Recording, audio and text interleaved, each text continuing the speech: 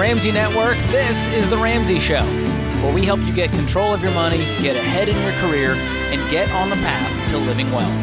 I'm George Camel, your host today, joined by Ramsey personality and best-selling author Christina Ellis. And we are excited to take your call, 888-825-5225. We'll talk about your life, your money, the economy, what you're worried about, what you're excited about. We'll celebrate your wins.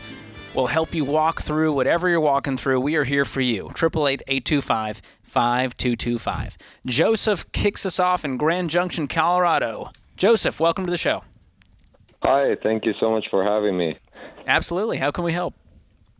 So my question for today, I started working for the Colorado Parks and Wildlife, and I'm 17 and was wondering if I should start a 401k and how much I should be contributing, putting into that. That's awesome, man. Well, congrats on the gig. That's fantastic. Do you have any debt? Thank you.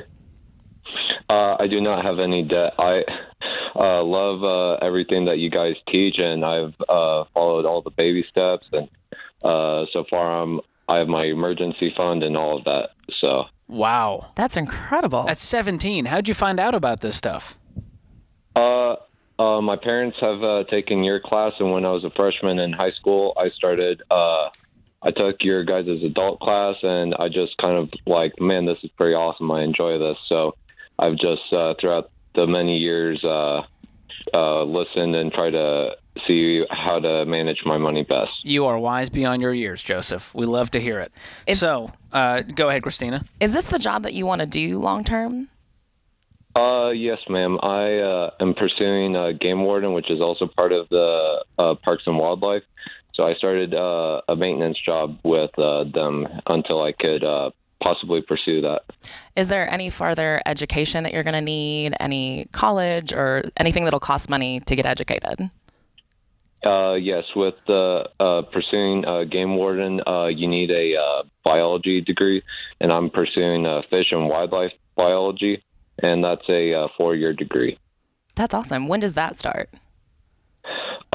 I'm already taking college classes because of the cheap costs with being a high schooler. And I'm going to a community college to get all my gen classes done. And then I'm going to a university to take the major classes. You're a rock star. I'm so impressed right now. I'm like, is this a prank call? This guy is just crushing the game. So, Joseph, to your question, should you be contributing to retirement? The reason we're asking all these random questions is because we're trying to figure out if this money would be better used to make sure that you can cash flow the entire college experience and get out debt-free. That's the only goal you have right now at 17 years old. Yes. How much money do you have saved? I have currently about $7,000. $7,000. Do you know how much the entire 4-year degree is going to cost? So for the first 2 years with the community college, it's probably going to run about $8,000 for 2 years total. Okay, and then the remaining 2 years? I believe that's probably going to be about $4,000 a year because it'll just be the major classes, $4,000 to $6,000 probably. Okay. I'd get real clear on that number, and that becomes your A1 goal for the next few years is cash flowing that. So, no, I would not be contributing to retirement right now because we have this very near goal ahead of us to cash flow many thousands of dollars. And so all of your income should be going into a savings account to make sure that we can cover that. Right. And a lot of times on the front end, when you're looking at college, you can kind of underestimate the true cost. There's going to be cost of housing. There's going to be expenses as you go along with tuition. So it's like making sure you have that pile of cash set aside so that you don't have any risk of going into student loan debt is definitely going to set you up for success. Yeah. And what we've seen, Joseph, is, some bright young people like you call into the show. And what I don't want is, I got $20,000 in my 401k, but I'm broke and have to go $100,000 because I didn't think about saving for college and I thought my parents had a plan. And so that's what I don't want for you is I see that happen too often where people are going, I should really start investing at 15 years old. And I love the spirit of that and the heart behind it. And I think you're going to be a multimillionaire before most Americans. I'm not worried about that. What I am worried about is making sure that we invest in Joseph right now and get through college debt free, get that job. And once you're a game warden, Now we can invest because we don't have any huge financial goals ahead of us, except for maybe, upgrading in a used car, maybe saving up for a down payment, things of that nature. Okay. And you'll be able to save really aggressively too. It's holding off on doing your 401k right now so that you can ensure that you get a debt-free degree, and then you're going to walk out of college with no debt, really ready to save up. Crushing it. Awesome. Thanks for the call, man. Bryson joins us up next in Billings, Montana. Bryson, welcome to the show. Hi there, George and Christina. Thanks for having me. Sure. Can you hear me okay? Yeah, it's a little bit muffled, but we can get through it. Is this any better? Much better. What's your question? Okay. So I'll try to lay a little bit of groundwork. Root of my question is it the right time for my wife and I to prepare to maybe buy a home? We got married last summer, and we've been renting a little house here in town ever since, and it's been great. We're on baby step 3B-ish, 4-ish. My wife is graduated with her bachelor's, and she's working full-time, and I'm working part-time and going to school full-time to become a nurse. Our lease is up here at the end of March, and we've been preparing. We know that homeownership is a major goal of ours, and we've been trying to prepare to be ready to make that move if it feels right. But we're kind of just not sure on the timing of it. If we've got a good enough window that we should maybe try to buy a home here or rent until I'm done with school. So how much money will you have by March when your lease is up towards the down payment? We'd have about 70. We'd be pretty ready for a healthy 20 to 30% down payment. And you've looked at homes in the area and you're going, all right, we could do this. Yeah. It feels like we could. I mean, whenever you're looking at homes and you're a millennial looking on Zillow, obviously you look at a lot of things that feel like maybe out of reach and very fancy and stuff. But yeah, and then everything else feels like, well, that sucks. Yeah. Well, you keep talking about how I feel about it, and I want to move from feelings to just facts on paper. And so what we say is 15-year fixed rate mortgage with a payment that's no more than a quarter of your take-home pay. And if you can have 20% down on top of that and still have that payment be a quarter, then I am good with that. That's how you know you're ready.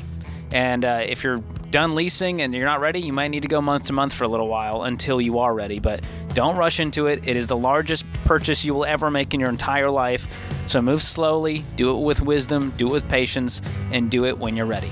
Thanks so much for the call. We've got more of that coming up. Give us a call, 888-825-5225. This is The Ramsey Show.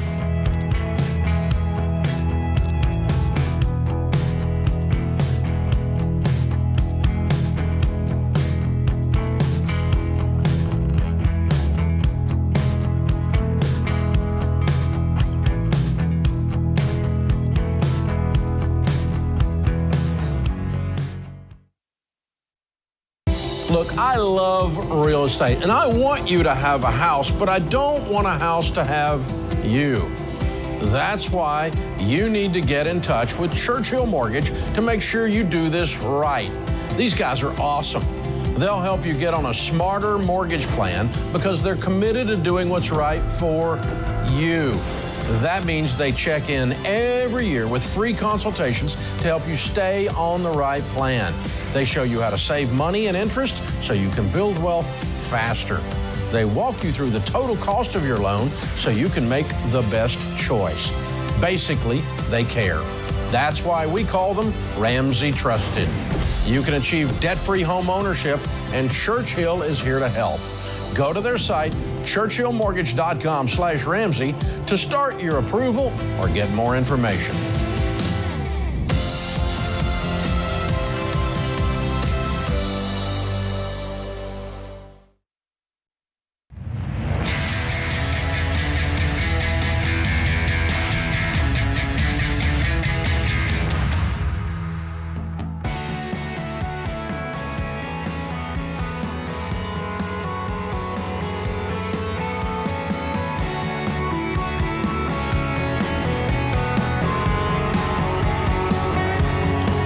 I'm George Camel, joined by Christina Ellis today. You're listening to The Ramsey Show. You guys know the housing market is hot. It has been for a while, and your house could be worth a lot more today than it is when you bought it. And that means your old insurance policy might not give you enough coverage anymore. And what's the point of paying for insurance that won't swing the cost to repair or rebuild your home? Now, some policies will automatically raise your coverage to cover rising home prices or material costs, but not all of them. So if your home's value has gone up, or it's been over a year since you checked your homeowner's policy, you got to talk to one of our endorsed local providers. Our ELPs are independent agents who will compare multiple policies to find the best coverage for your home and your budget.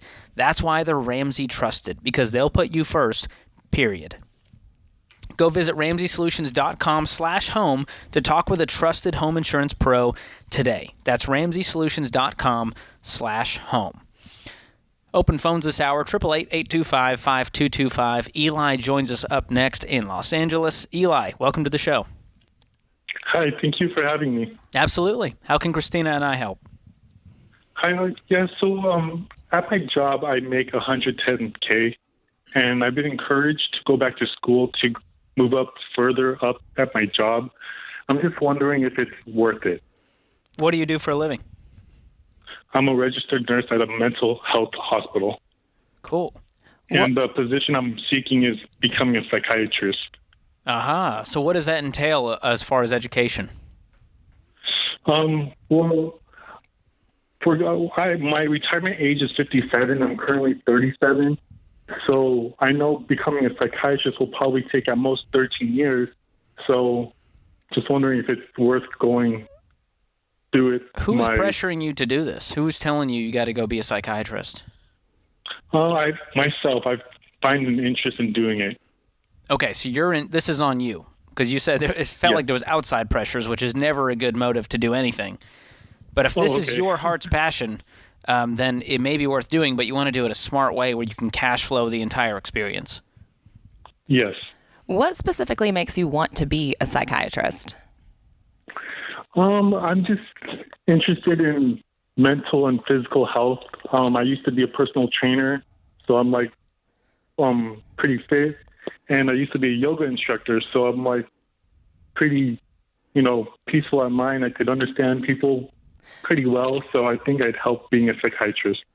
That makes sense. Do you think that there's any way that you could do that with being an RN, getting some of those things that you really enjoy doing, being able to do that in your career without going back to school for 13 years? I can. I could probably do that, yeah, because there's a lot of overtime also at being a nurse. So, do you have any money saved up to go back to school? Do you have any thoughts on how you'd pay for it? Getting a student loan is probably it. Well, we're never going to encourage you to get a student loan, that's for sure. I mean, we're all about education and, supporting people getting higher education. But I do wonder if there's a way that you can reach some of those goals, get to fulfill that passion of working with people in the mental health world, helping them be well with the career that you have without going into debt. If you can cash flow it, fantastic. But if it involves student loans, we're definitely not going to encourage that. You mentioned initially that you're partially doing this because you want to increase your income. Partially, that's a benefit of it. But the problem is, increasing your income while then having $500,000 in student loans on the other side, you're not going to feel like you got a raise. Okay. And so that's my worry for you is you get out of school and you go, oh my gosh, my student loans are $4,000 a month. And so the extra $3,000 a month I'm making feels like nothing. Uh-huh. And you said your retirement age is 57. Is that just when you'd like to retire? That's the earliest I could retire at my current job. Okay. I'm putting in 20 years of state service. What does that do for you? Is that a pension thing? Pension, yes. Oh, okay. All right. Well, I want you to explore all the options. It sounds like you want to be a psychiatrist, you want to help people in a different way, and there's a lot of paths in your field. I mean, you could be a nurse practitioner, you could do a lot of different things in that realm, and so I want you to really take a good hard look at kind of a cost-benefit analysis and go, all right, to be a psychiatrist, it's going to take 13 years and $500,000. Or I could be an NP and it would cost $100,000 and take 3 years. So start to really look at all of your options and then figure out how you're going to do that with cash. Take debt off the table and then get creative and go, okay, what can I do and when can I do it if I'm cash flowing it? Yeah, and I would definitely write out all the details because, I mean, you may even find 13 years sounds like a long time for a psychology degree. So make sure that that's accurate. I actually have an associate's degree. So I said 13 years might be the max, but it might be like 10 years since I already have an associate, and I could just transfer, I would definitely, we're all about getting all the options on the table. Get every detail, every program that you're interested in, every career path that could be a possibility, weigh out how much does it cost. And like George said, the cost benefit analysis to see really truly what your options are and how much they're going to cost in total. And what if you could do the, yoga instructor and personal trainer, you could do that as a side hustle while staying an RN, and you can make an extra $100,000 that could help cash flow, the education you need. Or you go, this is fulfilling to me. I don't need to go be a psychiatrist now. Okay. So I'm just trying to get you to think outside of the box, because right now it feels like there's two options: stay an RN making 110, or I need 13 more years to be a psychiatrist to make an extra 100 or 200K. So just start really do some research, talk to people who are in those fields, get a feel for what's possible for you. But no matter what you do, we want you to cash flow the experience so that you're not sitting here on the other end trying to pay lenders while stepping into a new field. I understand. Cool. Well, we're cheering you on, Eli. Thanks so much for the call. Crushing it. That's awesome. Amy joins us up next in Chicago. Amy, welcome to the show. Thank you. Thanks so much for having me on today. Absolutely. How can we help? I am 50. My husband is also. He's recently retired from police work, and he has a pension. So his income is basically the same as it has always been. He just picked up a job working half-time as a teacher. It's not going to be a lot of income, but I'm just wondering what we should do with that income. Should I invest it in a traditional IRA or a Roth? Currently, we have like $565 between my 403B and his 457. So the 457, I know we could draw from at any time now that he's retired from police work. So is it okay to just take his whole check and put it in a Roth, or at our age, is that not worth it? Do you guys have any debt currently? $12,000 on a car. And we just upgraded all our cars, so our cash is down low now. So do you not have an emergency fund? Oh, no. I've got like 10 grand in the bank. Okay, you got 10 grand in the bank. You owe 12 on the car. Any other debt? No, none. House is paid. Everything else is paid. Wow. We've got college funds for the kids. We'll have to start paying on the third kid's college because we don't have enough saved for them. But I feel like we're able to put away about $5,000 a month now and just live on my income because the house is paid off. Well, you guys are in a good spot. You got some goals ahead of you now. Well, number one, we're going to pay off that car ASAP. And if that means dipping into all the savings minus $1,000, keep that in there, then we're going to pay off that car next month. And then we're going to be about the business of getting a 3 to 6 month emergency fund in place, and then we can start investing. But until then, we've got priorities. We've got to get rid of the debt and have a solid financial foundation, because one thing goes wrong right now and you guys don't have the money to pay for it. That's a scary place to be. Right. And then once you do that, once you have that solid emergency fund and you have, all the debt paid off, then start dreaming up, what do you want retirement to look like? Do you guys have a vision, for what that looks like, what kind of money you need to have in order to make that happen? And then sit down with a SmartVestor Pro and they can walk you through how much you need to be saving each month in order to reach that goal. Absolutely. You can get in touch with one at RamseySolutions.com and click on Trusted Pros there. But I love the idea of having a vision. When do we want to retire? Oh, and by the way, we're in our 50s now. There's some great catch-up contributions we can make in our IRAs. So look into all your options. The SmartVestor Pro can help with that. I want you guys to retire with dignity, with no debt, sending all the kids to college completely debt-free. Man, how's that for retirement? I love that plan. Way to go, Amy. This is The Ramsey Show.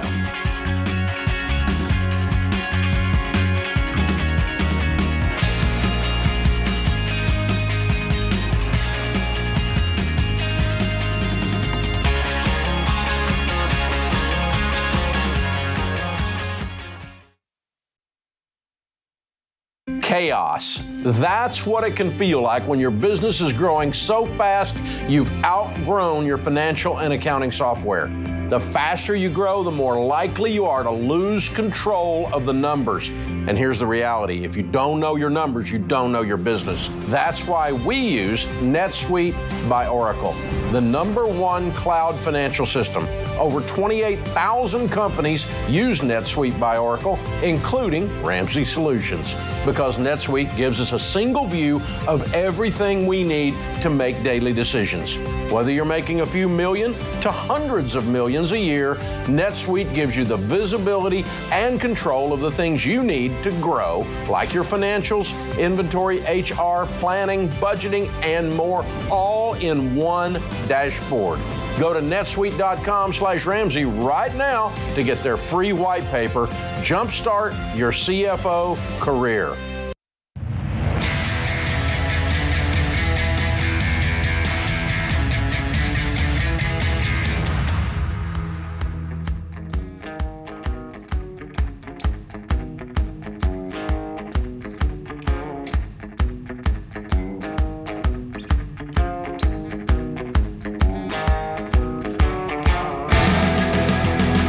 This is The Ramsey Show. I'm George Campbell, joined today by Christina Ellis, and we are pumped to take your calls about life and money.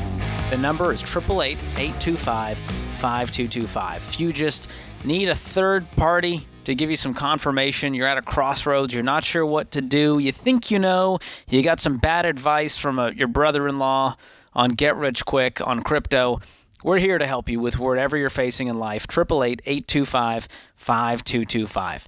Jim joins us up next in Billings, Montana. Jim, welcome to the show. Hello. Hey, what's going on? Well, we retired in 2015, and we followed the Dave Ramsey baby steps and are totally debt-free, have been since we retired. And I was just wondering at this point in time, would it be better to try and invest anymore or just live off of our retirement funds and our pensions, or what should we be doing now? How much do you guys have in retirement? About $600,000. Okay. And what about the pension? The pensions are about $6,000 a month. Okay, $6,000 a month. Is that enough to live off of, the pension alone, without touching the retirement accounts? Yeah, we haven't touched anything since 2015. Nice. And you've had a great retirement so far? Yeah, we do everything we want to do, and we donate at least 20% to charities, and we do everything we want, and we've got emergency funds and everything in place. Wow, and you still have margin left over after that, and you're going, what do we do with this money? Yeah. Mm-hmm. That's a good problem to have. Yeah. Is your house paid off? Yeah. Yes. That is fantastic. I mean, this is the dream, Jim. People are listening in going, how do I be Jim when I grow up? This is awesome. So to answer your question, should you continue investing? Yeah, investing is a great thing to do, even in retirement. Do you have kids? Yeah, we've got 2 adult children. Great. Well, how old? You said you guys are how old? We're both 73. 73. Okay. Well, let's say, you can go another 20 years. This pension for life? What's the details of this? And is there a survivor piece to the equation with the pension? On mine, yes, there is. I'm retired military, so I set it up that about 50 or 60% will still go to my wife if I pass away. Great. I just want to make sure that she's taken care of. You have $600,000, which it's not nothing. And as that money continues to grow, if you don't touch it, you're going to see at, let's say 9 or 10% growth. That's some serious growth over the next 10, 20 years. Right. Especially if you're not touching. All we touch is the required minimum distribution. That's all we take. The RMDs. Okay, that's awesome. Are you working with a financial advisor? Yes. Okay. And do you like them? They've been treating you well? You feel like they're teaching you? Yeah, we got him early on. he was an ELP, and he's moved on from that since, but we really liked him, and he's always done good for us. So great. I want to make sure you have someone in your corner who's looking out for you and doing the crunching all the numbers, going, hey, here's what this money looks like for the next 20 years.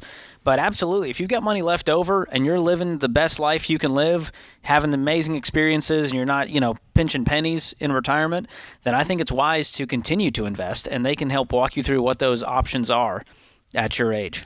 How much is your house worth? Okay. About $400,000. That's awesome. Amazing. So you guys are officially baby steps millionaires. You followed the plan, and you're living the life. One day we're a millionaire, and the next day we're down to $950,000. So I never call in for the millionaire show because I never know exactly where I am. But depends on what the stock market's doing. Right. Yeah. Well, with that pension, that changes everything for you guys. So that's awesome that you have that extra income. And thank you so much for your service, Jim. Yeah, we our pensions are about everything it rolled into one is a little over $80,000 a year. So that's not bad. That is awesome. I love that you guys are living out that so that. We have so many people calling in talking about, the struggles of having debt and trying to save right now. And they're a lot younger in their journey. And you guys are setting the example of what that so that looks like. You're able to give generously. You're able to live and do all the things that you want in retirement. So really good job.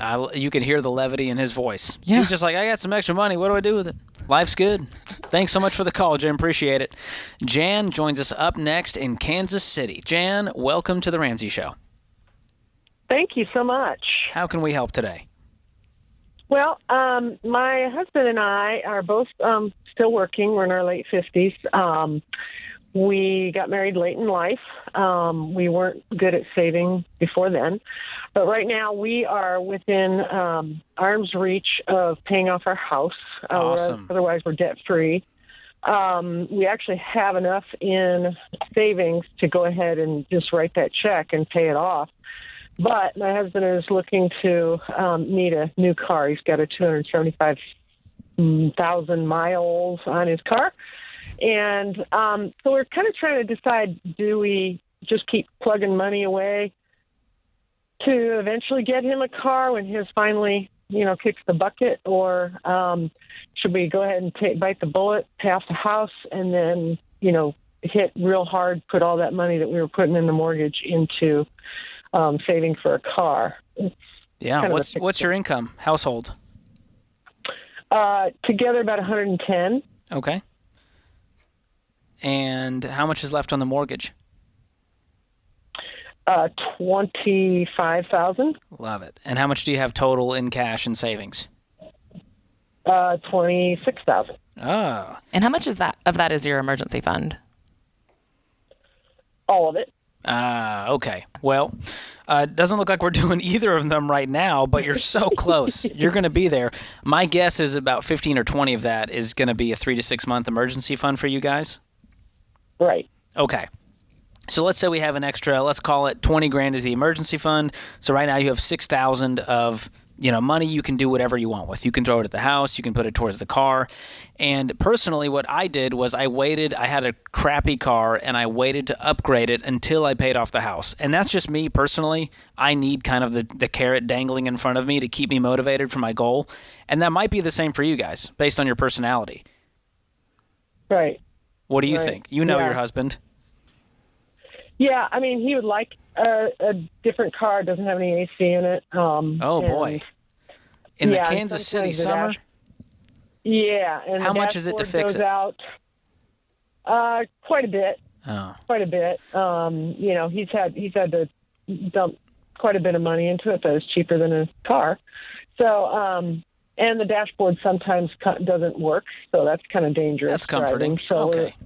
Yeah. Mm-hmm, yeah. Well, there may be a stopgap solution where we go, all right, we're going to get a car. It's going to be better than the one we have, but we're going to spend 6 to 7 grand to get him a different car right now, a used car.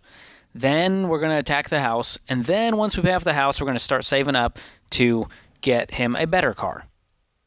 Uh-huh.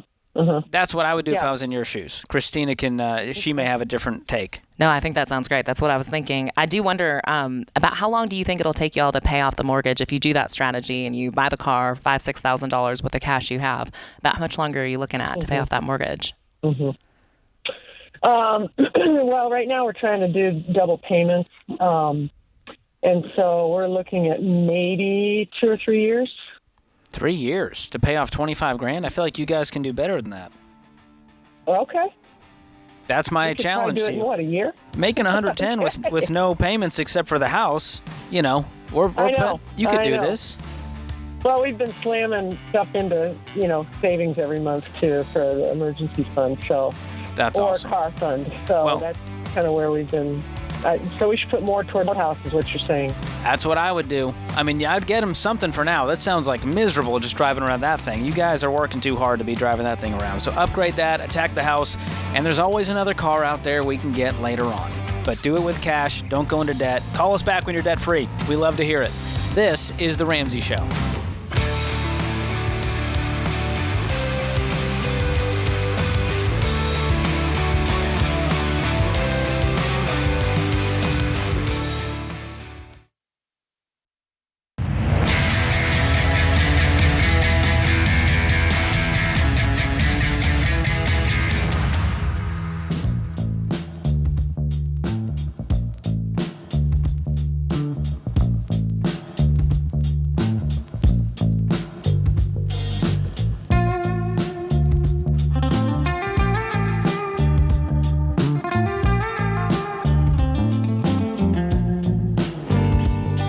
George Campbell, joined today by best-selling author and Ramsey personality Christina Ellis, and we are taking your calls about life and money right here on The Ramsey Show. 888-825-5225.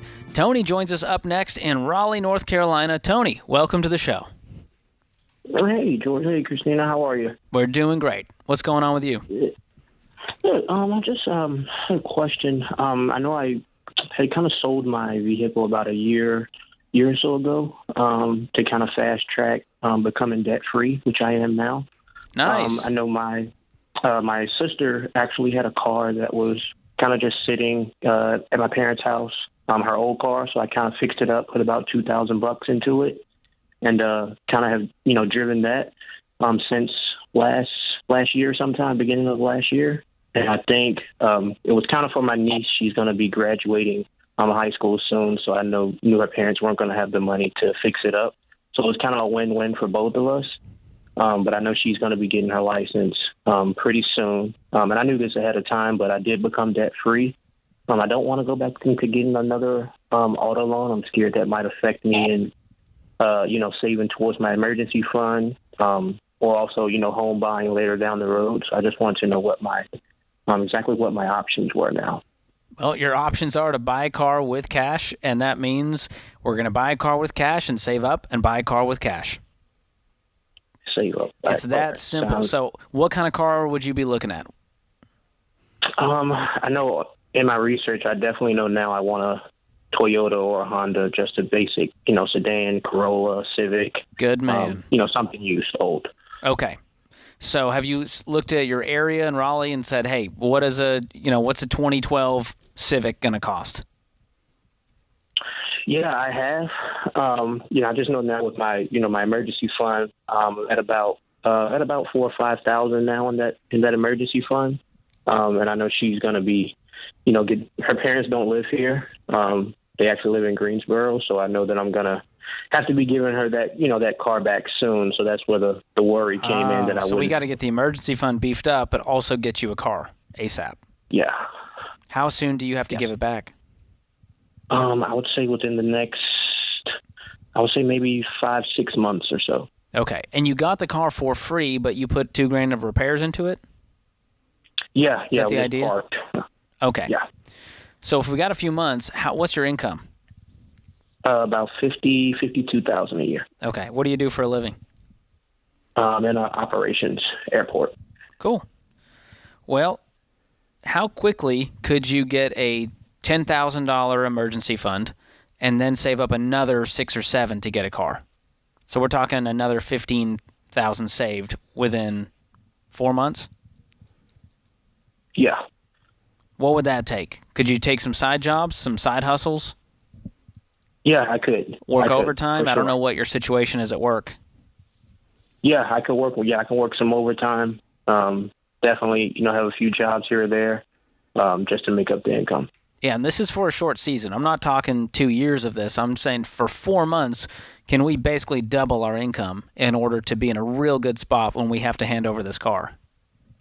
And I would get really clear on the timeline of this. Like you're saying maybe 5 to 6 months, but obviously if we're trying to save super aggressively and get to that goal of a car, a month or two is going to make a huge difference. So I would have that conversation as soon as possible just to figure that out. So then you can map out, what do I need to save each month?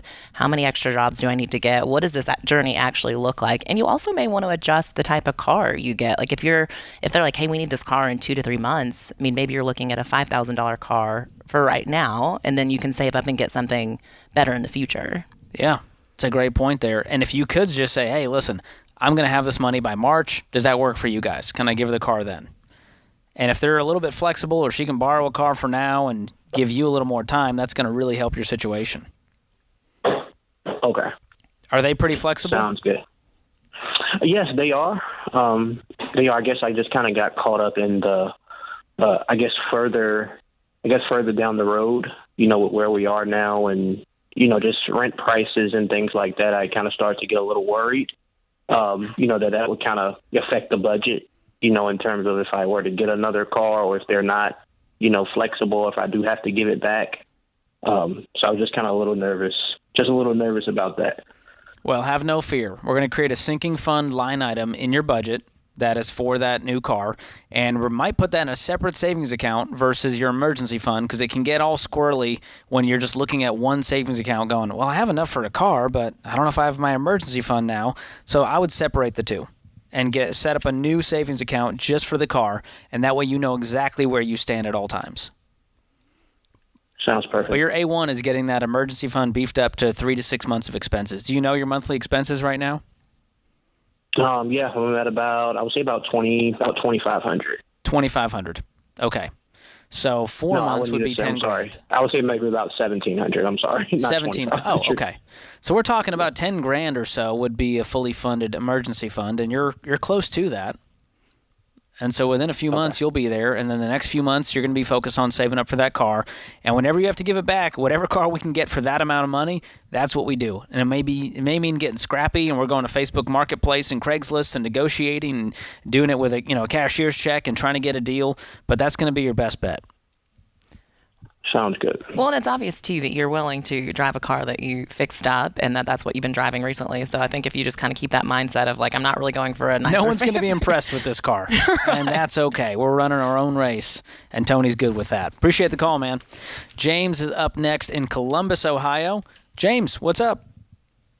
Hey, George and Christina. How you guys doing? So great. What's going on with you?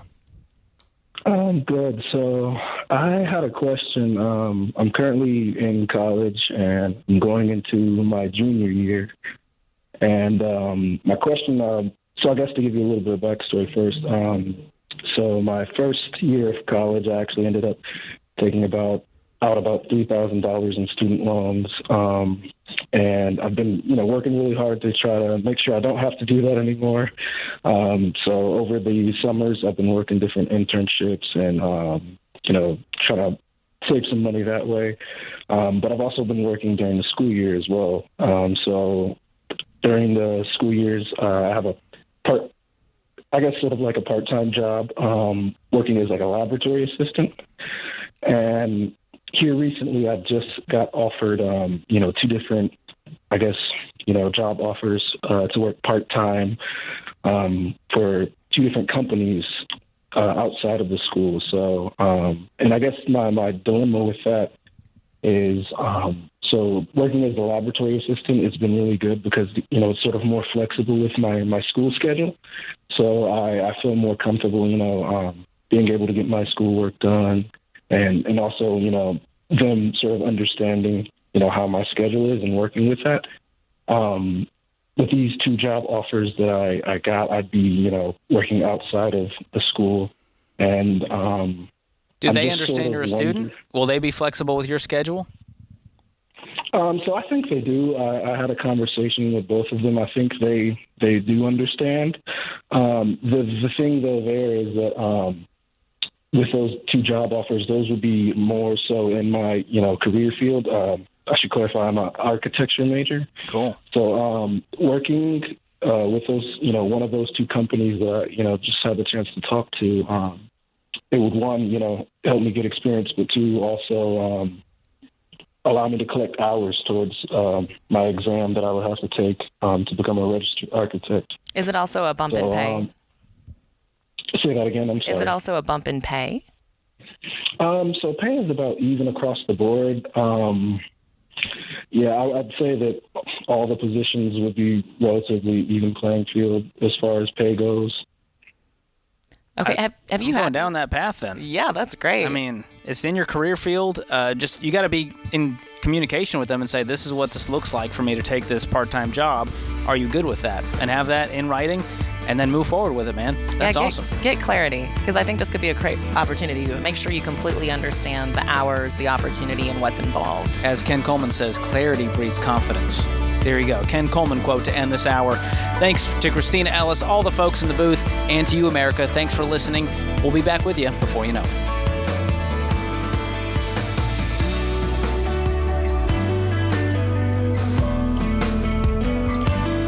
Do you love a good Dave Rant? Want to see the latest Ramsey Show videos going viral? Check out your favorite moments from The Ramsey Show on YouTube. Go watch and subscribe to The Ramsey Show channel on YouTube.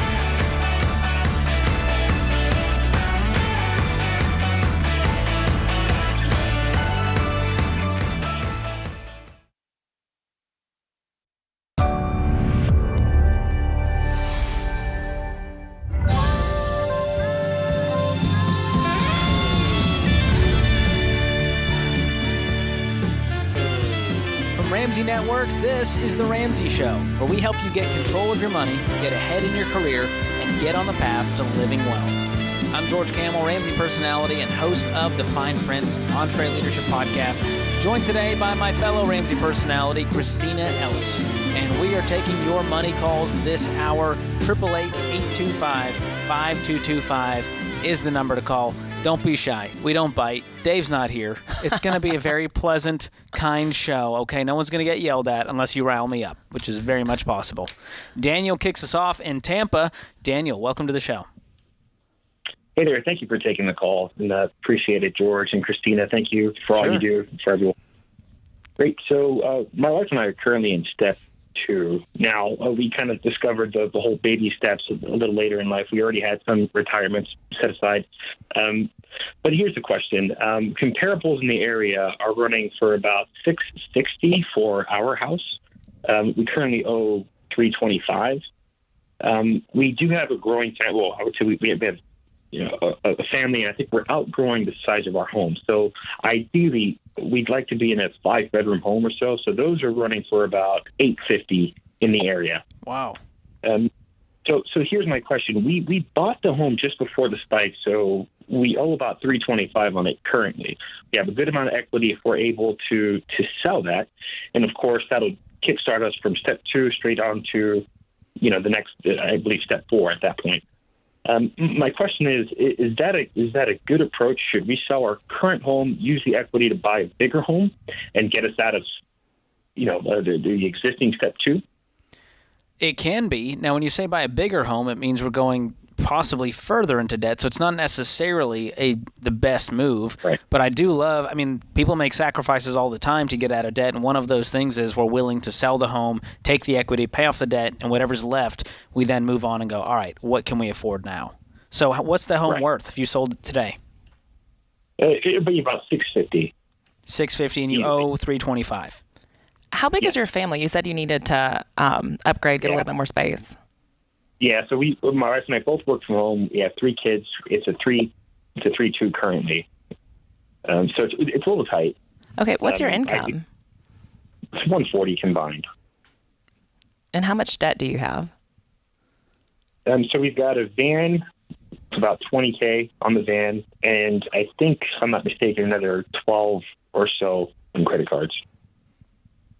And that's all the debt except for that $325 mortgage. Correct. That's it. And we do have some retirement, I would say, combined probably close to the 100,000 range. Okay. Are you guys currently investing? Yes. Okay.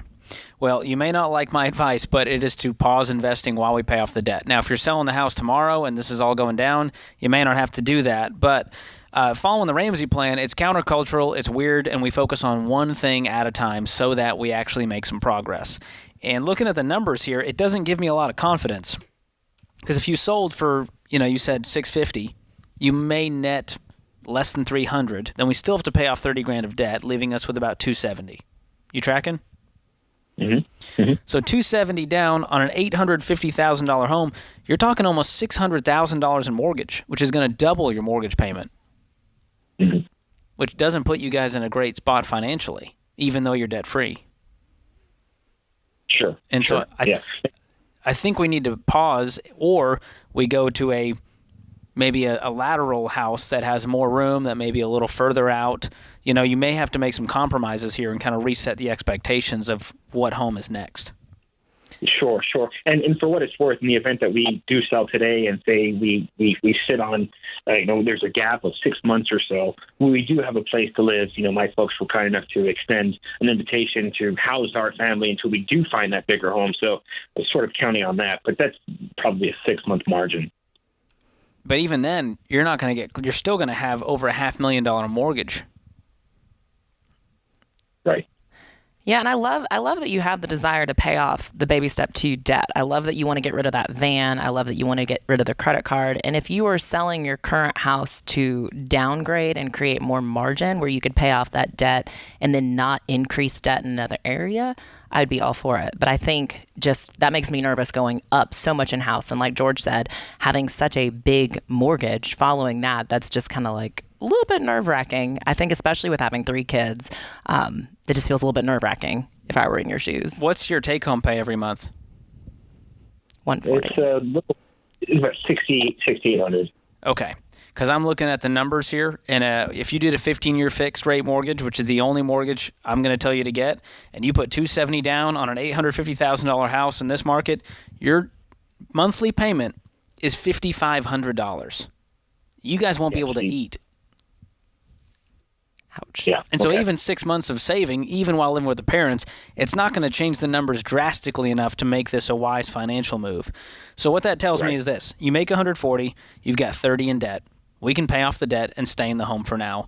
And you said you feel like we're running out of space. We might have to get a little bit creative right now and see if we can squeeze out another year living here until we make a move. And again, it may be more of a lateral move. We may only get a 4-bedroom instead of a 5, and we make that work. Mm-hmm. How many kids do you have? 3. Okay. Can either of them share a bedroom? They currently do. Okay. Sure. Are they miserable? Do they feel like they're in a prison? No, we are. No, you are. It's the parents, of course. Yeah, no, they're great. Well, you guys you're on the right path. What's the van worth? Well, I know that we owe $20,000. I haven't done numbers as far as what it's worth. I do have a paid-off vehicle that's just about the same. It's definitely worth about the same. Okay. And you need the 2 cars, right? You got to haul the kids around? Is that what the van's for? Yeah, just, in the event that one breaks down, we do have the backup means of transportation. But you only need 1 car? I would say we do just need 1 because, we do both work from home. Okay. Well, I'm just wondering if the van's worth, 30 and you owe 20 on it, that gives you a net of 10 and you almost clean up the credit card debt and we're debt free by tomorrow, and then we can start stacking up cash to make this home move. That's an option. Now you may need the van or but I'm just looking at the options here going, if you don't only need 1 car, you both work from home, the kids can fit in the other car for now. If one breaks down, you have an emergency fund, right? You're right. So we're good. We'll go fix it up. We'll go get another car, whatever we have to do to get back on the road. But that's one way to clean this mess up. Now, I don't know the worth of the vehicle, so that's your homework assignment, is to look into that and figure out, is this worth selling? There's no need to. It's not a huge part of your financial world. But if you're itching to get out of debt fast, I would do that way before I would think about selling the house. Way less of a hassle. Sure. Okay. So that's the move, man. I'm pulling for you. That's tough. 3 kids. you got some debt, we want to upgrade the house, but it's going to have to wait. And the kids, they won't remember it. They're just going to remember the awesome childhood they had sharing a bedroom, right? Yeah, and you'll get there. This is only for a season. You will get there. You'll get that bigger house, have a little space and room to breathe. But we're going to do it the right way and move at the speed of cash, pay off the debt, and do it with wisdom. Thanks for the call, man. This is The Ramsey Show.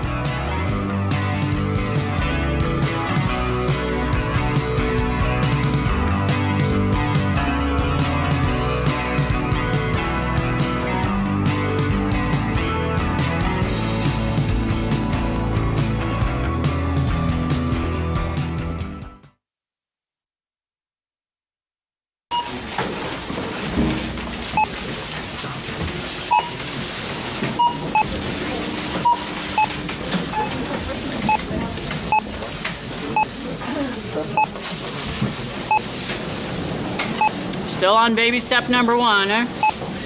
How'd you guess?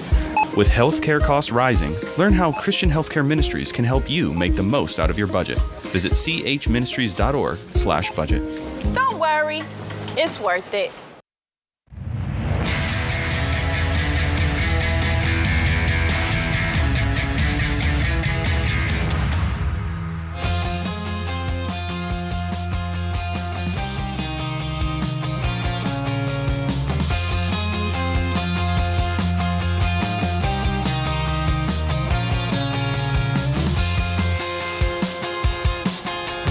How many times have you found yourself saying, one day, when thinking about a goal that you have? One day I'll be able to buy a house. One day I'll be happy with my career. Or one day I won't have to battle with anxiety anymore. Well, stop waiting around. Whatever your one day is, you gotta start now. And that is why we created Smart Conference. It's the one-day event where we tackle all areas of your life. And guys, let's face it, we could all use that kind of boost right now. You're going to hear from the nation's top thought leaders on money, career, mental health, relationships, marriage, and leadership. This event is hitting the road and will be coming to Dallas, Texas on Saturday, October 22nd. But event passes are selling fast. The VIP and Platinum passes already gone, sold out. But you can still get general access passes for just $39 for an all-day event. Best-selling authors and world-class speakers Rachel Cruz, Dr. John Deloney, Ken Coleman, myself, Christina Ellis, and Dave Ramsey will be there in full force. Not to mention we've got some special guests. Our friends and leadership experts from Life Church, Craig and Amy Groeschel, will be there. And, of course, we've got some big surprises planned, too. Some amazing live entertainment, some music. Ooh. Maybe some of the personalities will be a part of that. We don't know, Christina. That is so Maybe exciting. Christina will sing. I've heard from your husband who's out there in the lobby that you've got some pipes. Gosh, that and would it's be time. entertaining. Don't hide it under a bushel, Christina. Let it shine. It's my first Ramsey live event. I am Oh my gosh, so that's excited. wild. Well, I'm pumped to hear you speak there. You can go to RamseySolutions.com/events to get your event passes today. You don't want to miss this. People travel from all over the country to be at this event, and we love seeing you guys out there. We're going to pack out an entire arena. How's that for your first speaking event here at Ramsey? Amazing. Just in a giant arena with like 8,000 of your best friends. No pressure. No pressure. It's going to be so great. It's a blast. RamseySolutions.com/events. We'll see you in Dallas, Texas in October. Cannot wait. Open phones this hour, 888-825-5225. Let's talk about your life and your money. Tim has decided to do that. He's out there in Tucson, Arizona. Tim, welcome to the show. Hey, thank you for having me. I appreciate you guys. Absolutely. What's going on? So, my wife just graduated from nursing school, so we're moving into, I guess, a season where we're going to be making more money than we've ever done before. Love it. So, I guess our first goal is we're going to pay off debt. We have roughly $20,000 in debt between a credit card and a car payment. But from there, me and my wife aren't quite on the same page as far as what to do.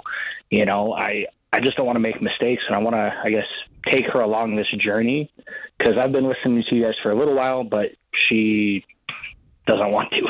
What does she want to do?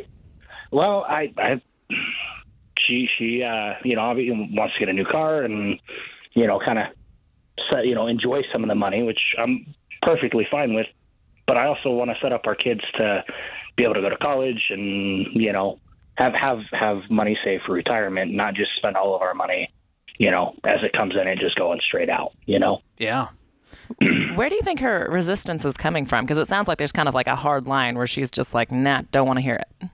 Well, it's definitely, both of us grew up not really having money. I mean, just the fact, what we make now is more than, any of us had growing up. So I think, I don't know, it doesn't want to deprive the kids from having, going on trips and doing stuff. So I think it's the, scarcity of money is kind of what has driven it. How have you talked to her about it so far? Whenever you've told her about this plan and you're excited about it, what have your conversations looked like? Like it's just kind of spelling out what I would like to have done, and then she's like, yeah, but I want to do this, and it's very money isn't something that was talked about growing up for her or me, and so it's new, I guess. Well, one of the ways to get on the same page is to have common shared language. And I think that's one of the reasons Financial Peace University has been so powerful in getting couples on the same page and improving marriages. And so I'm going to gift that to you guys for free if you agree to watch all 9 lessons and go through it together. Absolutely. That's one of those things where now she's like, oh, you just explained it terribly. This Dave guy is way better at this. And you go, yeah, exactly. Because what it sounds like a lot of the time is, well, Dave said, and we have to sacrifice, and we're never going to eat out, and we can't have anything nice. And she's like, what, dude? I worked so hard to get through nursing school, and now you're telling me I can't enjoy life? You know what I mean? Like, you get how that sounds? No, absolutely. And I don't want to sound cheap or anything. I mean, that's not the. I mean, it's just I don't want to do stupid, and. I think that's what you tell her. You say, hey, listen, I've made a lot of stupid decisions. I haven't done a great job leading our family well in the area of finances, and I want to improve in that area. And one of the ways I want to do that is go through Financial Peace University. We got it for free because this guy, George, and this girl, Christina, they were very nice, and they said we have to go through it. And if she does that, I think that's going to change the way she sees this when you go, wow, this guy's got a vision for our future, and I'm in it. I'm a part of it, and it includes going on vacation and upgrading cars and enjoying life. But it comes at a time. Once we're debt-free with a fully funded emergency fund. And I'm sure she's goal-oriented. You got to be in her field, right? Absolutely. And so you set the goal and say, all right, honey, it's going to take us 2 years to become debt-free. And she's going to go, what? That's forever. And you go, yeah, that sucks. What if we could do it in a year? What would it take? What could we sacrifice? And then she gets excited about it because now it's competitive. Right. Well, and I think it's especially important to avoid that scarcity language. Like you said, you guys both grew up without a lot of money. She probably heard a lot of that growing up. So if she hears you come in and say, we're just going to sacrifice and we're going to pay off this debt, then she's like immediately tensing up and going, oh, no, thank you. But if you can cast that vision of like, this program will help us build wealth. It will help us not ever have to worry about money in the future. Yes, we may need to sacrifice for a period of time, but it's so that someday we can just live and give so generously. Like, just change that language so that it's just, she doesn't have that instant reflex of, oh gosh, no, this is scary. It's hard. I mean, it's a lot of new stuff that she's going to be going, what? And then over time, when she starts to get on board, gets on a budget, starts baby step 1 and 2, she's going to get excited about this. That's what always happens. So what's your newfound income? So we will be roughly $200,000. So up from, I was just making 75. I just got to increase to about 105, and then she's going to be making anywhere from 80 to 100. We love it. That's amazing. So making 200,000, you go, how quickly could we pay off 20? Well, months, realistic, right? I mean, we're thinking, December we'll have it paid off. Just you can do better than that. Rough, quick math. Yeah. Where's all the money going? Are you guys investing currently? No. Okay. We do have 3 kids, and we've had. That's where all the money's going. There it is. We found out. And like I said, this she hasn't even started yet, so we won't be seeing her first paycheck probably until middle of the month or so. Got it. So. Well, this is a good place. This is a fresh start, and I think you pitch that and go, hey, listen, with this new income, it's going to put us in a completely different place financially, and I want to make sure that we are very wise with this, and that includes having fun and spending. But, part of the plan is there's only 3 things you can do with money: give, save, and spend. And I think all she's hearing now is the save part, and she's going, but I want to enjoy this. I've worked so hard for this. We've never had this kind of money. I've always grew up, worrying about where the next paycheck's going to come from. So I think once you see it that way, you give a little, a little open-handed there. You save a little, which makes you feel good about the future and protects you from Murphy and emergencies and everything that happens in life. And then the spending part, which I think that's the part she's most excited about right now. For sure. And if she gets the car, we got to get her a used car. Now, it can be a nicer used car. You guys make $200,000, but we're doing it once we're completely out of debt. And once we have a fully funded emergency fund, then we can upgrade the car. Then we can go on vacations. There's a time and place for it, and it's baby step 4. And she's going to learn all about that in Financial Peace University. So hang on the line. Our friend Austin's going to pick up. He will make sure we get that over to you. We're also going to throw in Every Dollar Premium, which is our budgeting tool that will help you guys get on a plan, and I want you to work on the budget together. I don't want you to go in a room and go, honey, here's the budget.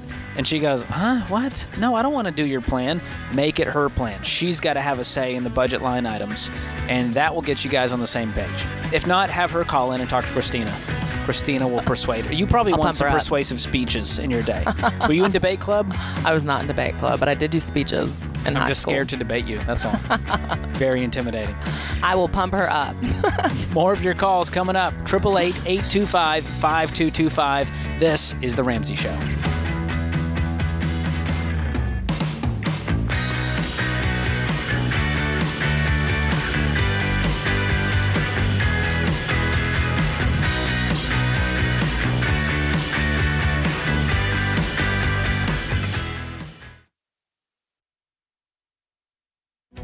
If you're looking for ways to update your home without blowing the budget, I've got it. For years, I've been telling you about our friends at Blinds.com. Blinds.com makes it simple to shop top quality blinds, shades, and interior shutters from home with easy online ordering and free shipping. With Blinds.com, there's no need to renovate your entire home. Just change out what's on your windows with upscale choices like faux wood blinds, cellular, and roller shades, or even outdoor shades. Plus, Blinds.com guarantees the perfect fit, whether you do it yourself or you have them measure and install everything for you. Shop their latest looks and see how much you can save at Blinds.com today. The easy and affordable way to make your home more beautiful is Blinds.com.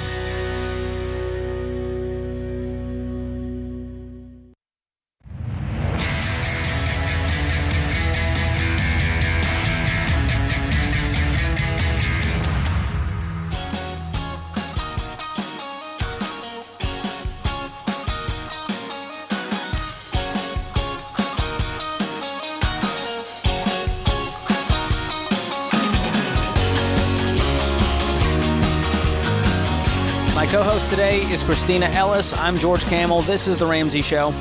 Our question of the day comes from Blinds.com. Find out for yourself why they're the #1 online retailer of custom window covering. You get free samples, free shipping, and with the new promos they run every month, you'll save even more. Use the promo code Ramsey to get the best possible deal. Today's question comes from Colin in Washington. I'm 18 years old and have approximately $20,000 in cash, $1,000 invested, and $7,000 in my Roth IRA. I am debt-free and have a car worth around $12,000. I will be moving across the country to attend college and selling my car since I won't need it while I'm there. My education expenses will be entirely covered, including housing and food, which means I will have over $30,000 cash sitting in my savings account. Wow, good job. What plan should I have for this money while I'm in college? That's wow. I feel like there's a trend happening with wise young people out there where they're doing better than their parents are, and they've got a pile of cash and no debt. And so my goal is to stay that way for Colin. And if he sells this car, like he's saying, he has 20 cash right now, he sells the car for 12, he's got $32,000 sitting there. He's wondering what plan he should have for this. I'm going to read into it and guess that Colin is asking, should I and can I invest this money? Because this guy loves to see his money work for him.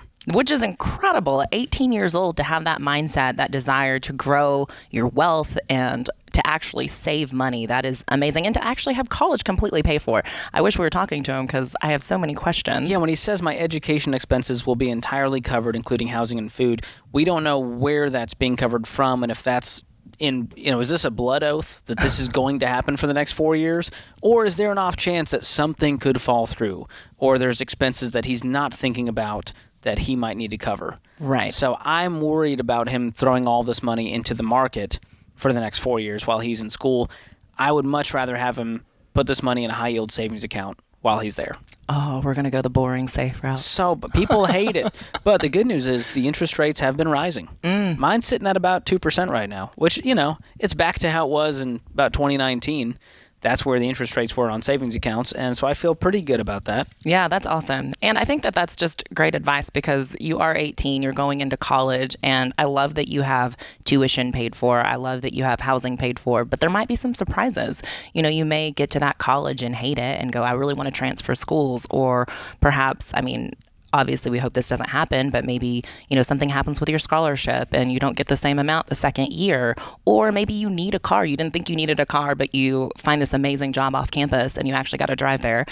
Having that money gives you a safety net to be able to have options. You're not locked into, one certain thing if you have that cash. Plus, you may want to go to grad school, and we want that to be debt-free as well. So having that money saved up while you're in college is just the safest, best route. Yeah, and he's 18, so he's got plenty of time to invest and become a multi-millionaire and become one of our Baby Steps millionaires, and he's already got some money invested now. He said he has $7K in the Roth IRA. He said he has $1K invested. I don't know where that $1K, that could be crypto for all we know. But it sounds like he's got a good head on his shoulders. He's got a pile of cash at 18. That would give me some great financial peace while I'm in school, that I can cover anything that comes up. And once I'm out of school, I'm ready to roll with a pile of cash. And that's if he does not work at all in school and doesn't add to that pile of cash. Right. That's what I was thinking. I'm like, don't stop here. Keep going. Like, whatever you're doing to make this money and to build this wealth so early on is just awesome. I hope that you'll leave with a down payment for a house or something really awesome. That would be incredible. So that's your plan, Colin, is to keep that cash nice and safe in a high-yield savings account and be ready for the future. Cash flow your entire college experience. Graduate debt-free. Then you can get a sweet ride, and you're going to do it with cash, and you'll have a sweet down payment potentially if you keep this route up. And he's going to be calling us at 22 going, I got a house. Right. And at 30, saying, I'm a Baby Steps millionaire. The house is paid off. I'm a millionaire. We love to see it. Let's keep that trend going. All right, let's go to the phones. The number to call is 888-825-5225. Sam joins us up next in St. Louis. Sam, welcome to the show. Hi, thank you for taking my call. Absolutely. How are you doing? How can we help? I'm okay. I have a question on a little bit of an emotional level, so I'm sorry about my voice. Oh, it's okay. Take your time. I'm 31 years old. I'm a single mom. My daughter and myself still live with my parents, and it's great. It's fine. But where I am now, I need to make a change.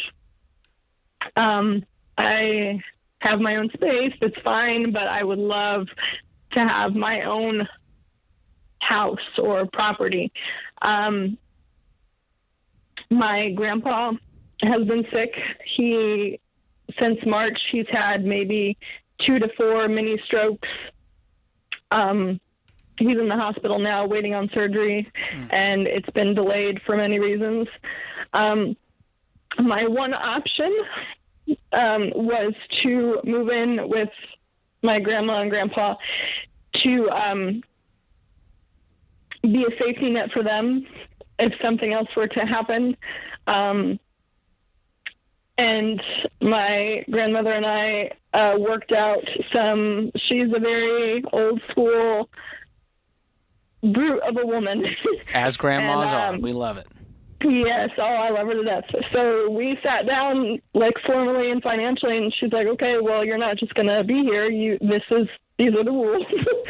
And Grandma's got boundaries. We love to see it. Excuse me? Grandma's got boundaries. Yes. You will come to church with us, and that's fine. But we worked out a budget as far as rent and utilities and input, and that would be rounding up about $750. My other question is I currently pay no rent here where I'm at. I pay the water bill, and I help with groceries and buy supplies for the house, and that probably comes about to, I would say, $300 to $350 a month, depending on the time of year. Okay, so your expenses are about to increase by $400 if you move. Correct. Yes. And my other question is, or should I just stay where I'm at?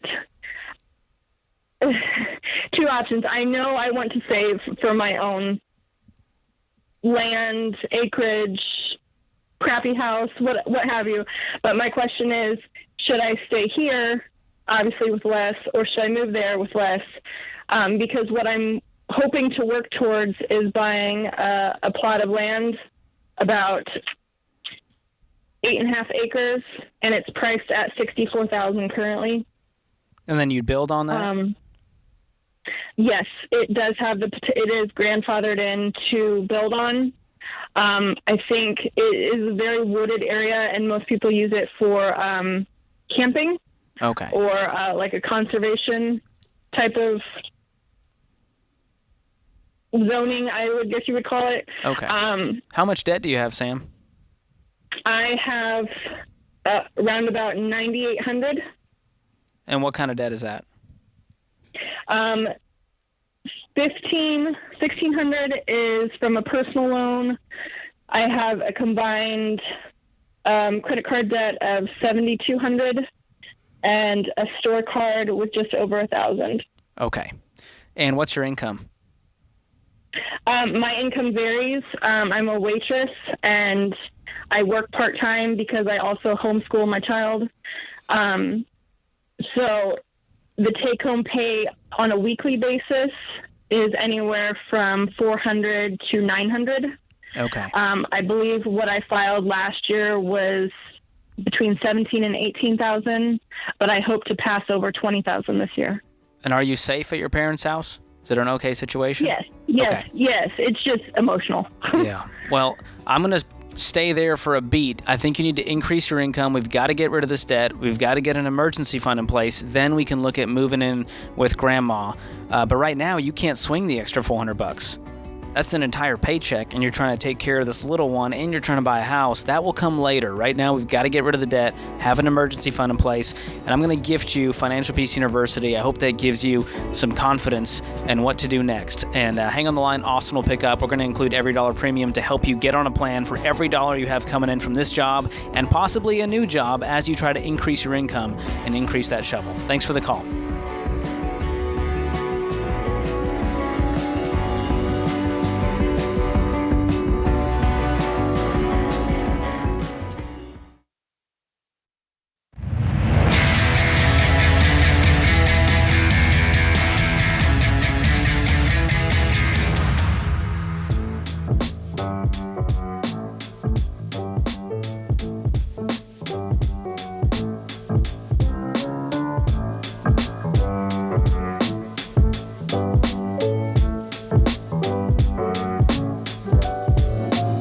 I'm George Camel, host of The Fine Print and the EntreLeadership Podcast. You can find both of those on the Ramsey Network or wherever you find your podcast. Joined today by Christina Ellis, best-selling author, scholarship expert, famously known for going to school debt-free, getting $500,000 in scholarships. Do you still remember those days like it was yesterday? Maybe not yesterday. I feel like I'm getting older. I have a birthday this week. Woohoo! Well, all the kids will do that to you, too. You got some real cute babies. Yeah, having a 1 and 3 year old kind of makes you feel like you're up there a bit. But yes, I do remember getting the scholarships and getting that letter in the mail. It was snail mail back then.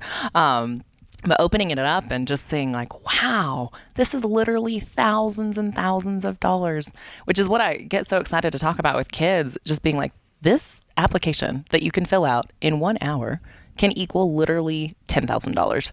Like, where else can you make that kind of money? I mean, that's the OG get rich quick right there. You know, forget crypto, kids. Go apply for some scholarships. There you go. Some good bang for your buck there. Well, I love that you're inspiring the next generation to the preventive medicine, if you will, to avoid student loans and show them that it can be done. You can cash flow it. There's a dozen ways to do this. It's not always scholarships or grants. Sometimes it means work. Sometimes it means mom and dad were able to save. But it starts with having an honest conversation, which most parents are not doing because they have their own shame and guilt and baggage, and they're not great with money. And so they're like, I don't want to have this awkward conversation with Junior about how we're broke. Well, and that's the thing that I hear so often when people hear my story. They often say to me, hey, like, why did no one sit me down in high school and say, I could win scholarships. There are other ways to go to school other than taking on student loan debt. And they're just frustrated. So it's like parents, mentors, anyone who has a relationship with a teenager who's thinking about going to college, have these conversations. Like, you have the opportunity to be that person that they look back on and go, wow, somebody did sit me down and talk about this. Like, they don't have to be that person that's 25 years old with $100,000 in debt asking, why did no one talk to me about this? You can be that person. I know. I wish I had more honest conversations with my family. I just thought they were like loaded and had it taken care of. And it turns out it was like, we'll take care of it with student loans. And then next thing you know, I graduate with $36,000 in student loan debt, and it was monopoly money to me at, 17, 18 years old. I had no idea what scale that would be and how much money I would be making. Because in your mind as a kid, you're like, well, I'll make $100,000 out of college. That'd be great. And I remember interviewing some kids for our high school curriculum. We did a segment, and I thought I was just going to ask them, hey, like, what are you going to do with your future? What do you think college is going to be? How much is it going to cost? And it turned out to be an accidental interrogation. There was legitimately some kids that ran out of there crying. Oh, my George. Because I was asking benign, innocuous questions. But what I didn't realize was that no one had ever talked to them about this stuff. And so they left feeling scared and insecure, going, I don't know. Now that they're starting to feel the weight of what this could mean for their future and how what they thought in their mind may not be reality. And that's what's happening. There's a disconnect between reality and the decisions we're making at 17, 18 when it comes to college. And go, well, I want to go out of state because I want to get away from home. But the out-of-state school is, $20,000 more a year. And now we're $80,000 extra in the hole. And mom and dad didn't have the conversation. They're not saving because they're also broke, keeping up with the Joneses. And now Junior's graduating with $100,000 in debt, and no job is ever going to be enough. And so now he can't do what he wants to do because of this debt in his life. And we saw that with the Borrowed Future documentary featuring some heartbreaking stories. You were featured in there as a success story, trying to be on the other side going, it doesn't have to be this way. Right. One of the key parts of my story is that my mom actually sat me down freshman year and she said, Christina, I can't afford to pay for your college education, so you need to figure out how you're going to pay for college. And some people might think, wow, that was kind of harsh. Like, why were you telling a freshman this? But at the same time, I look back and I just feel like that was a gift because she really couldn't afford to pay for my education. And if she wouldn't have told me that early on and let me in on the financial reality we were facing, I wouldn't have gone through the effort of applying for scholarships and having the opportunity to go debt-free. So be willing to have hard conversations. I know there, like you said, there can be a lot of shame around money, a lot of guilt, a lot of like, oh man, I wish we had this saved for your college education, but we don't. But take that and pour it into a proactive decision to go, we don't have it saved, but guess what? There are all sorts of ways you can graduate debt-free. There's scholarships, there's going to a tuition-free school, there's community college first, there's getting a job potentially that will help pay for your tuition. There are so many options out there. So have the conversation. Yes. Yeah, most people back themselves into a corner and go, there's two options. Either I go to my dream school with a pile of student loan debt, or I'm a failure forever and I hate life. And you got to realize there's a lot more options than that. And school is school at the end of the day. It's a degree. And yes, we want you to have a great experience. There's a lot of growth and maturity that hopefully happens in college and not a lot of bad decisions. But remember why you're there. We're not just paying a big bill to have a good time.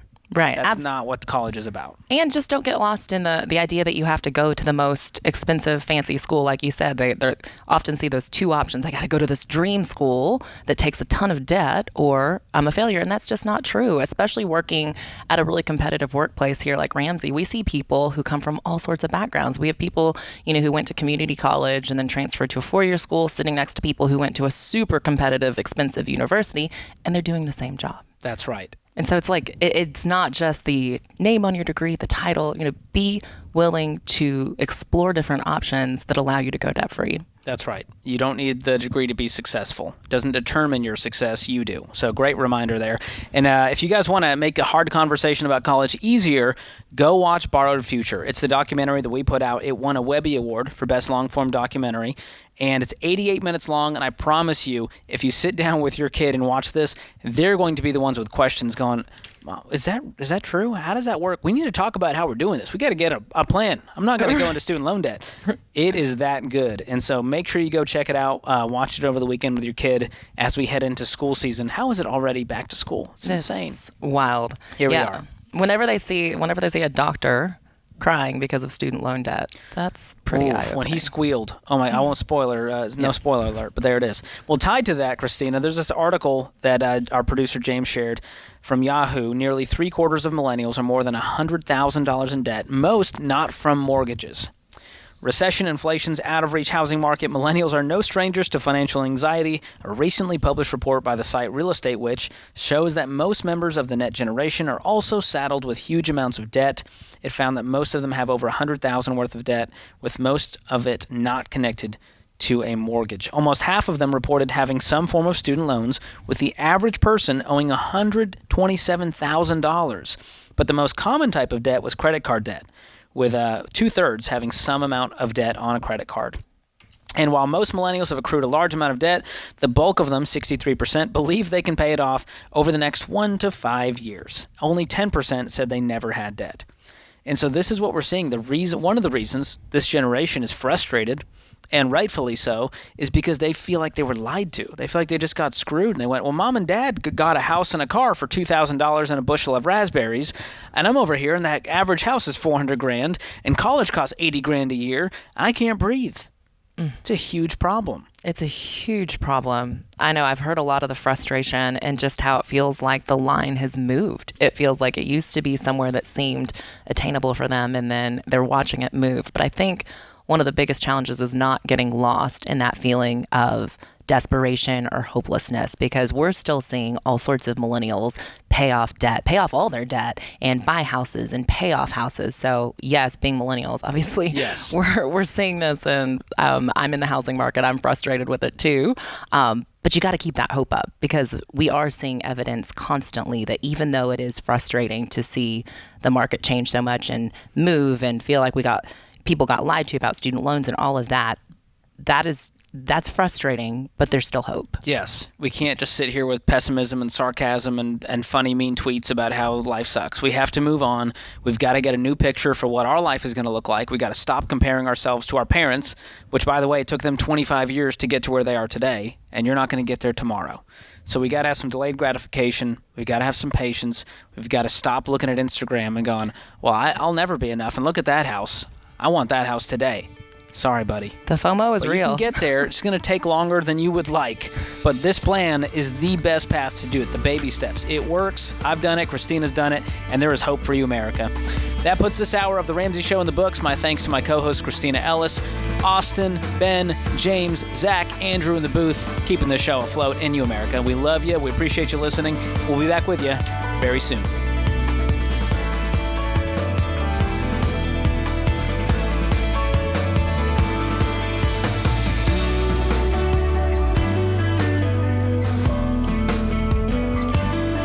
Have you been inspired to make a change with your money? Want to know where to start?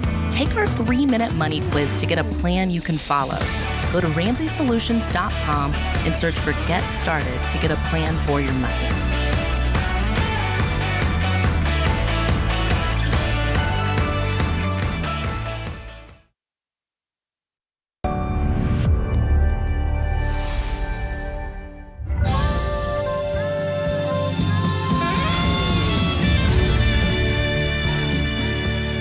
From Ramsey Network, this is The Ramsey Show, where we help you get control of your money, get ahead in your career, and get on the path to living well. I'm George Campbell, your host, joined today by Christina Ellis, and we are here to take your calls about life and money. The number is 888-825-5225. That's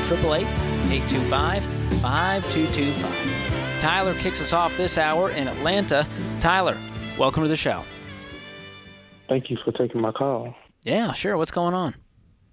I have a question about some collections. Okay. On how to pay them off. All right. How many bills do you have in collections? It's about 10, and the total is about $19,000. $19,000. What kind of debt is this? Medical bills, student loans, from a credit union that I loaned out after I graduated high school. A few old car loans and a few personal loans. Okay. And what got you to this point? Have you when was the last time you paid on these, and what made you stop? Never paid on them. You never made a single payment on any of this? No. Did you have intention to? Oh, yes, of course. And what happened? Just didn't get around to it. Forgot all about it. Then I started getting them in the mail. I was like, okay, I need to start paying these. And I just want to know which ones should I do first. Well, have they been contacting you for a while now? Are these old? Oh, yeah, they're very old. Some like 5 years old, 6 years old, 7 years old. Okay. Well, number one, we've got to be proactive and get in touch with them and communicate. But they haven't been knocking down your door, calling you, any of that? Oh, no. Just I got a few letters in the mail a couple days ago, and I said, okay, I need to start paying them. Okay. And I totaled them all down, and yeah. Is that all of the debt that you have currently? The $19,000? Yes. What do you do for a living? Real estate. Okay. How old are you? 26. All right. What's your income? About 150. 150. So you could pay this debt off pretty fast. Yeah, real fast. What's holding you back? I don't know which order to do them in, if it is an order to do it, like the Ramsey way. Well, we have the debt snowball method, which means you're paying them off smallest to largest. Okay. So that's one way to do it, to knock it out and make some progress. Okay. Should I add them in the monthly budget? Absolutely. Are any of these federal student loans? No, it was just one big one. It was like $3,000 from my local credit union. Okay. Do you have any money in savings? Any money? What's your liquid cash total? Liquid cash about $10,000. Okay.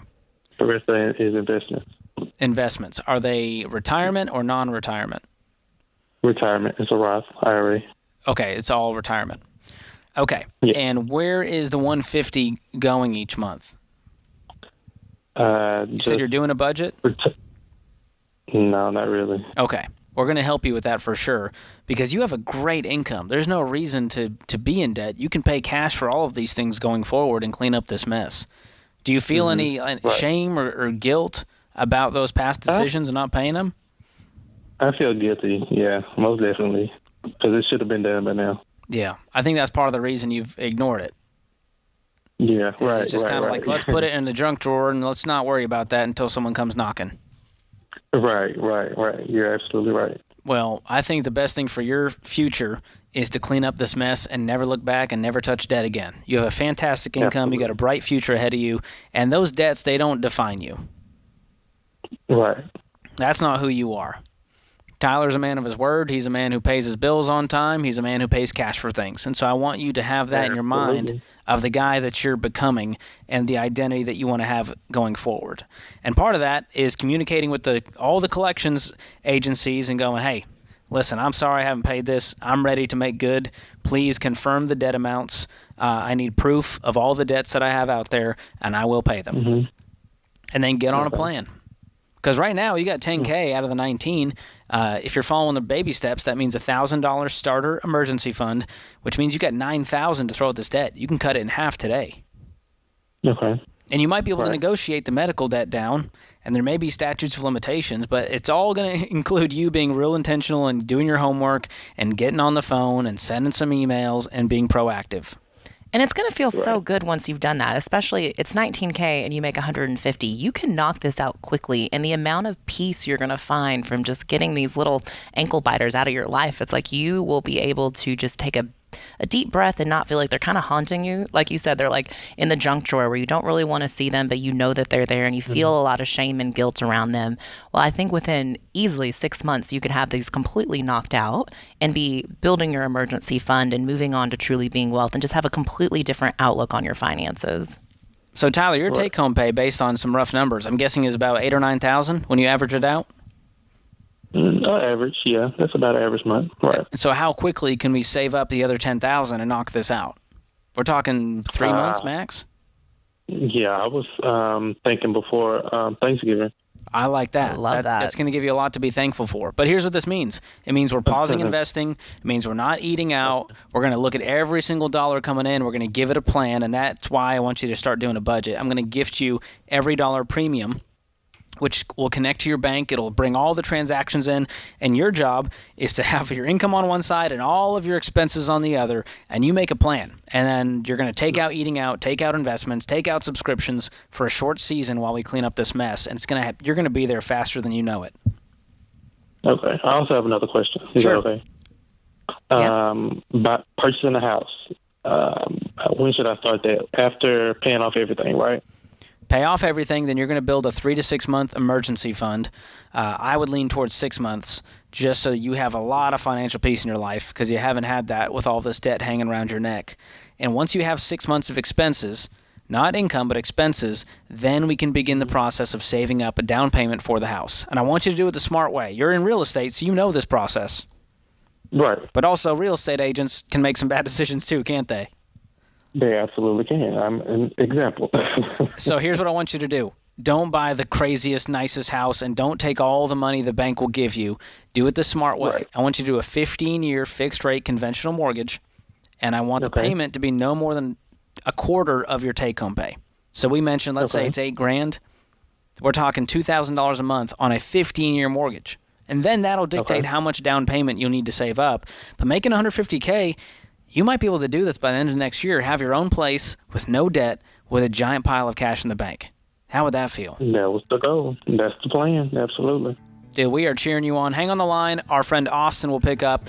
On top of every dollar premium, I'm going to gift you Financial Peace University. I want you to watch all of those videos. It's going to give you a lot of language and confidence and education and motivation you need to actually do this stuff, to make the sacrifices for a short season so that you can win for the rest of your life.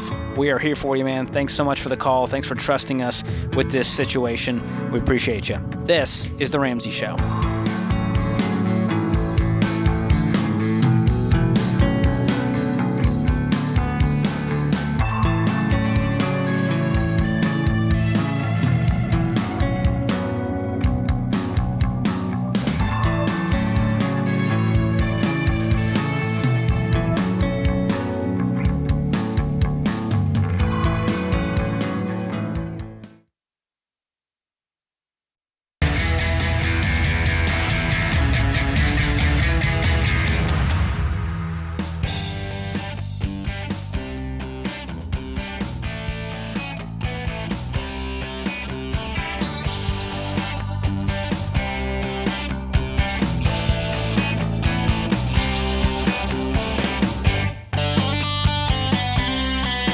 Well, August is National Make-A-Will Month. I'm sure you already knew that. You've been celebrating for years, but if you didn't, you're welcome.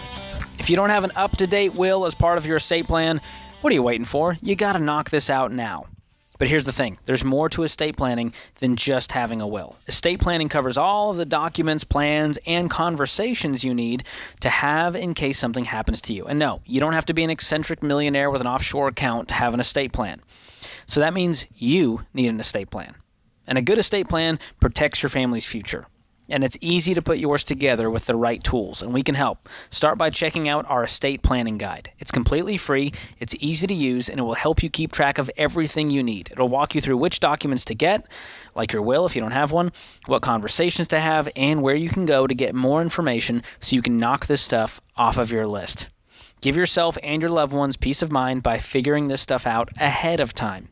Download our complete guide to estate planning for free at RamseySolutions.com/estate guide. That's RamseySolutions.com/estate guide. Joseph joins us up next. He's in New York City. Joseph, welcome to the show. Thank you. Thank you very much. How can we help today? My question is regarding a mortgage issue and investing. For the last 10 years or so, I refinanced about 10 years ago, and I've been a very disciplined investor since roughly about 16 to 18 years old.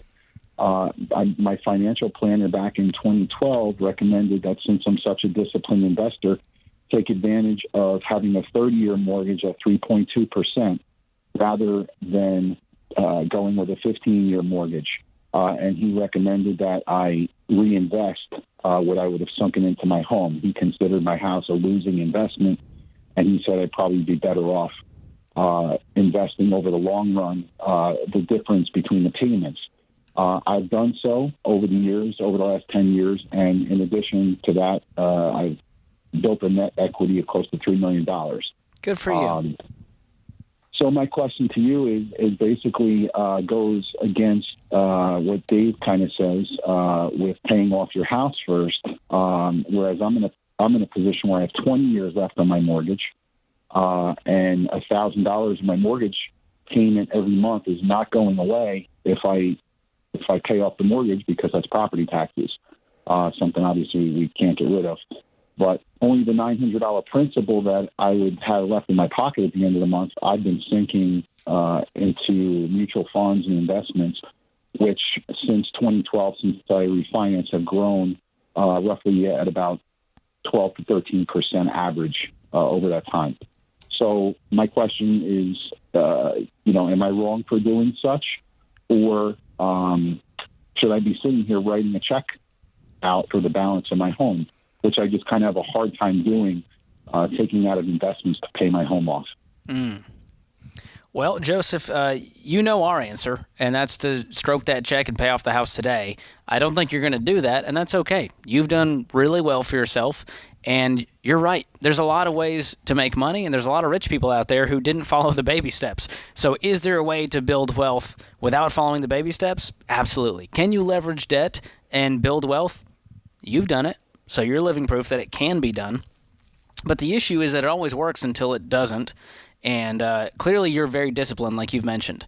You don't seem like the type to get greedy and make poor decisions when it comes to investing. Is that right? Correct. That's correct. Aside from my mortgage, I do have a car payment as well. I believe at 3% interest. And again, I just had a hard time sitting there. I do have the money, but I just had a hard time taking it out of investments because I've been such a disciplined investor, and my historical rates on the market investments have exceeded this 3%. So, I'm not one to run into debt. I'm very disciplined. I don't let my credit card go over $1,000 without paying it off at the end of the month. But I do carry the car and the mortgage, which I just have. It's a hard pill to swallow, writing those big checks and taking the money out of investments. Sure. Yeah, that is hard because you always want to see that money grow when you're heavy on the investment side. And you're like, well, I could be doing better in the market, right?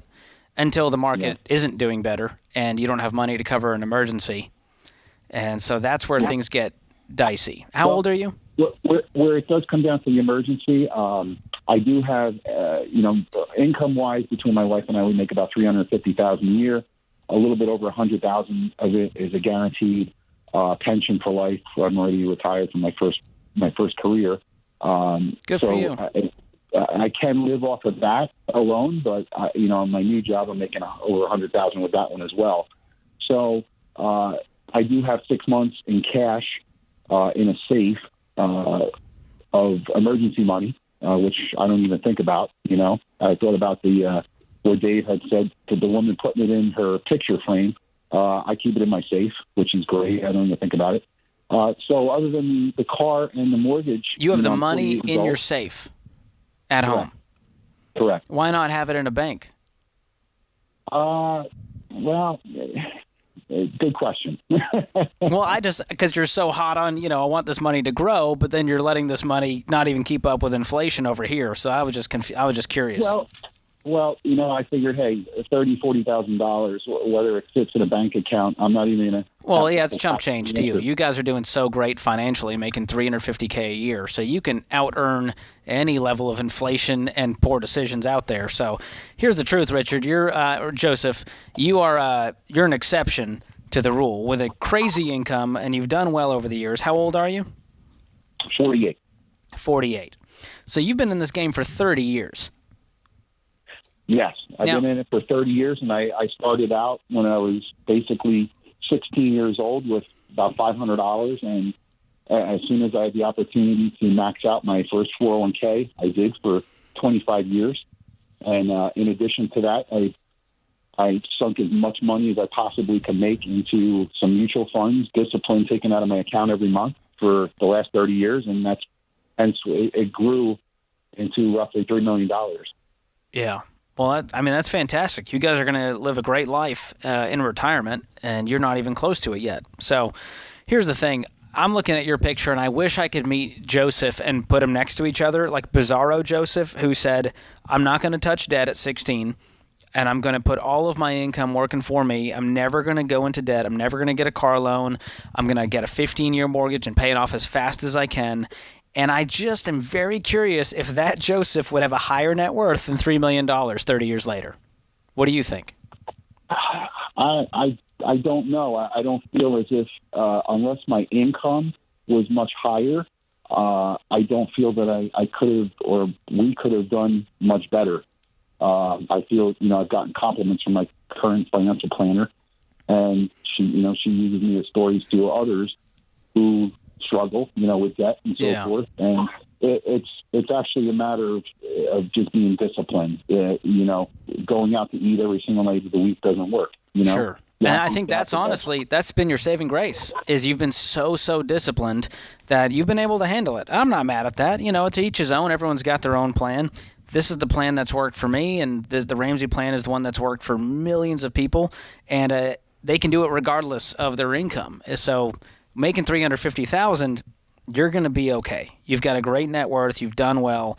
But we just believe that the borrower is slave to the lender. It's an old biblical principle from Proverbs, and because of that, it changes our value system. It changes the way we make decisions. It changes my identity when I decide I'm just going to be a guy who doesn't touch debt. I'm going to be a guy who has the discipline to pay cash and not owe anyone anything. And as Dr. John Deloney says, there's a physical weight with debt. And I already don't sleep well. I can't imagine having debt hanging over my neck on top of that. But I hope you're sleeping well, and you've got a great net worth, a great income. You're doing fine. And for every Joseph, there's 10,000 more who are trying to be Joseph, who are making very poor decisions, who are broke. And those are the people I'm trying to help. I'm here for those that need the help. And you, my friend, you truly don't. You're doing great. But let me just say, every financial advisor is going to tell you to do a 30 over a 15 so that you can give them more money to invest. So a little biased on that side, but more power to you, man. Thanks for the call. A fun discussion. This is The Ramsey Show.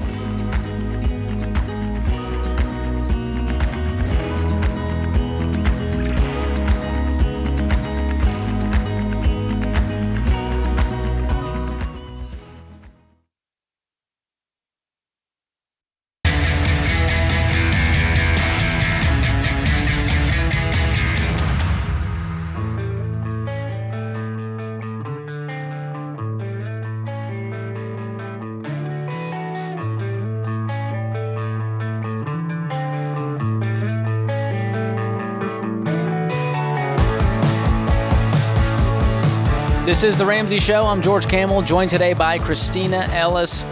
Hey, folks, if you didn't know, we do this show live on the glass, and you can come watch us like zoo animals. It's a good time, and I love meeting people. We come out there twice an hour to greet folks, take pictures, sign things, and it's a blast. So if you're in the Nashville area or you plan on heading this way, make it a point to stop by. We've got free baked goods, free coffee, a free Ramsey Show mug. You can take a picture on the debt-free stage. It's a good time. There's a whole fan experience. You can walk through a timeline wall of the history of this place. We try to make it very inviting to our guests. So that's my invitation to you as we head back to school. The coffee's the best, visit. Y'all. Mostly because we're lonely. Not a lot of people out there today, Christina. But the coffee is good, and it's even better when it's free. Yes. There we go. Open phones this hour, 888-825-5225. Danielle is in Jackson, Mississippi. Danielle, welcome to the show. Hi, thanks for having me. Sure. How can we help? So my dad passed away 2 years ago and gave us a family inheritance of about $115,000. So we are debt-free, and all we have left to pay is our home mortgage, which we got at like a 3% interest. And so being debt-free and having this kind of money, we already have an emergency fund set aside. So we're trying to figure out where to plug this money in. Should we put it on our home to begin the payoff for it, or should we make some investments? We're just trying to see where to go from here. How much do you have left on your home? About $193,000. And do you have kids? We do. We have 4. All right. Party. What ages? 6, 5, 3, and a 2-month-old. That is quite the party. You got your hands full. I'm surprised you had time to make this call. Well, I got my 5 and 6-year-old babysitting the baby. So. Oh, good. Okay, well, there's only 3 things you can do with money, and I think it's amazing that you were left this legacy and this blessing. But I am so sorry for your loss. Thank you. So when it comes to the baby steps, you guys are in 4 through 6 currently. So that means we're investing 15% of our income into retirement. Are you currently doing that? Yes. Okay. Next would be saving for college, and so you could put a chunk of that. Maybe you throw, $5 or $10 grand for each kid into a 529 or an ESA. That could be an option. Okay. To kickstart that. Do you have anything saved for college currently? We haven't started that yet, no. Okay. And are there any upcoming repairs, renovations, car upgrades you guys need to make? My husband may need to make some type of upgrade on a vehicle because we're a one-income family, so he's our workhorse. So he might, we might be needing some type of small used something to get him back and forth to work soon. Okay. So I would get a very reasonable commuter vehicle. This is not the time to get, the Ford F-150 new on the lot because you got this pile of cash. Right. So you could upgrade the car, put some towards college. If you wanted to fully fund, a Roth IRA for the year, you could do that as well. And then whatever's left over, I'm throwing at the mortgage. Okay. So that's how I see it. Just filter it through those baby steps. And, of course, you can, there's only 3 things you can do with money in general, which is give, save, and spend. You guys already have the emergency fund, and you're already on track for investing. And so you could give a little as well. If you're part of a local church, you could tithe some of that money, or if there's an offering that's something you're passionate about, you could give to that. But otherwise, maybe you take some of it and spend it. Would your dad have wanted that for you to enjoy it? Well, he was very much a debt-free guy. So he was all about not owing anybody. Mm-hmm. And so I'm kind of wanting to keep that legacy alive, which we don't owe anybody. And throw it to the house. Make Daddy proud. Yeah. So, awesome. Well, thank you all so much. I Absolutely. Thank you so much for the call. Yeah, that's a beautiful way to honor him, just knowing that that's something that he valued and treasured, and for you to keep that legacy alive is amazing. One other thought is just making sure, I don't know where you are with your emergency fund if you have 3 or 6 months, but just making sure too that that's really beefed up. Being a one-income family, just making sure that you have that extra layer of security so that, you can make sure if a big thing happens that you avoid that debt. And with 4 kids. With 4 kids. Who knows? Right. That's a lot of life that's going to happen with those kids, and they're all going to go to college debt-free. That's my hope for them, and I think you guys are on track to do that. And pretty soon, you're not going to have a mortgage. I mean, that'll really kickstart this journey, and they might be debt-free within a year or 2 completely. That's beautiful, and just such an amazing way to make your dad proud. Yes. Thanks so much for the call, Danielle. Josh joins us up next in Birmingham. Josh, welcome to the show. Hey, thanks for taking my call. Absolutely. I'm calling because my wife and I just are in the early stages of the baby steps. And just got introduced to the Ramsey stuff. Welcome to the club. Thank you. We just wanted to call and kind of see about some fundamentals, like some first steps, some practical ways to get us jump started on this. Absolutely. So, how much debt do you guys have? We've got about right at 50 to 55. Okay. What kind of debt? 11,000 is my student loans. 26,000 is a car, and we've got 4,000 in credit card. And I think that's about it. Okay, it's not adding up to 55. Looks like there's something missing there. I'm getting about 41 based on the numbers you just threw at me. Is there another debt in the picture? Not that I can think of right now. Okay. What's your income? So I just changed to a new job, and I'm going to be making about 45,000 initially. Okay. A year, but then, in about 2 months, they're going to transition me and the low end is going to be about $58K. And then my wife makes about $12,000 to $15,000 a year working part-time. Okay. Is she home with the kiddos? Yeah, when she's not at work. Okay. How many kids you got? 2. We just had twin girls last September. Oh, that's sweet. Do you guys have another car? It is, but yes, it's paid off though. What's that car worth? I paid $4,000 for it, and I probably wouldn't get that out of it. It's just my, get to work car. Okay. I'm just looking at that car loan going, that feels like a lot of car for your income. And I'm wondering if you could sell it and make a net profit and clean up this debt a lot faster and get something more reasonable right now. I took it by a dealership last weekend, and they valued it about $4,000 lower than what we owe.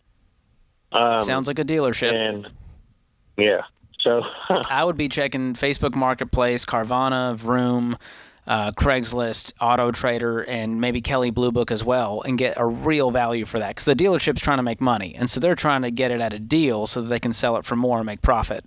So that might be an option for you, but you're asking for tips on how to do this plan, and the number one tip is to stop the bleeding and don't go into debt anymore. Number 2 is to get on a tight budget every single month, and I'm going to help you with that by gifting you every dollar premium, which will connect to your bank account. And number 3, get your wife on the same page. Are you guys pumped up about getting out of debt? Yeah. We both kind of recognize that there's a problem, and we want to be able to set up our girls to go to school, and I listen to the show often, so.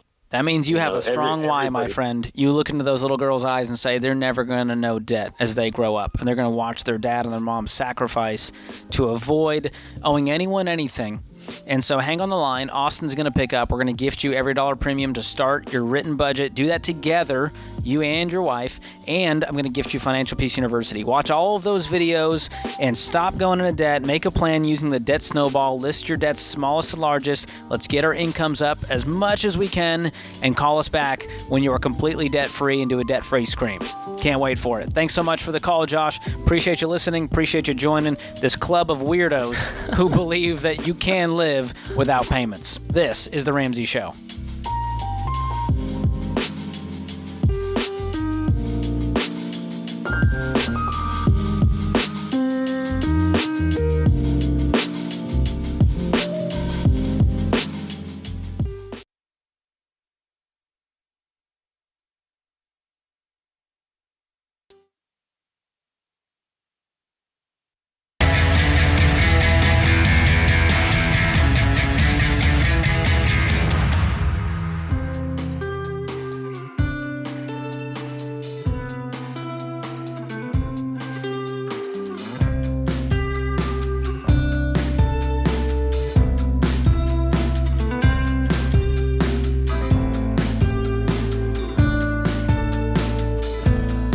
Scripture of the day, Matthew 6:33 and 34. But seek first his kingdom and his righteousness, and all these things will be provided to you.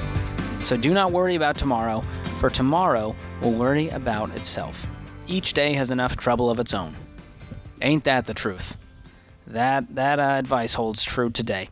Mark Twain once said, "The fear of death follows from the fear of life. A man who lives fully is prepared to die at any time." Some rock and roll words from Mark Twain there. Caitlin joins us up next in West Palm Beach. Caitlin, welcome to the show. Hi, thank you for taking my call. Absolutely. What's going on? So I am 26. I'm finally being able to move out of my parents' place, or at least attempting to. I own my own mobile grooming dog business. I'm trying to sell and move out of the state to get away from my helicopter parents. All right, do you have to go that far? Uh-huh. This is a situation. I'm running. Oh, my goodness. Okay. So I don't know how much I should be saving to go into a situation. Sorry, you're breaking up on us, Caitlin. You got a bad connection there. Oh. Can you hear me? Yes, that's better. Okay. I'm just not sure what I should do when I don't know how much my bills are going to be. I don't know. I'm going into a state that I have no friends at. Why are you moving to that state? I'm trying to move over to Chattanooga, but I'm trying to get out of Florida. Why Chattanooga? Because that's where I had a friend there, so we're reconnecting there. But it just seems more of a nicer place than a little less expensive than Florida too, in Palm Beach County.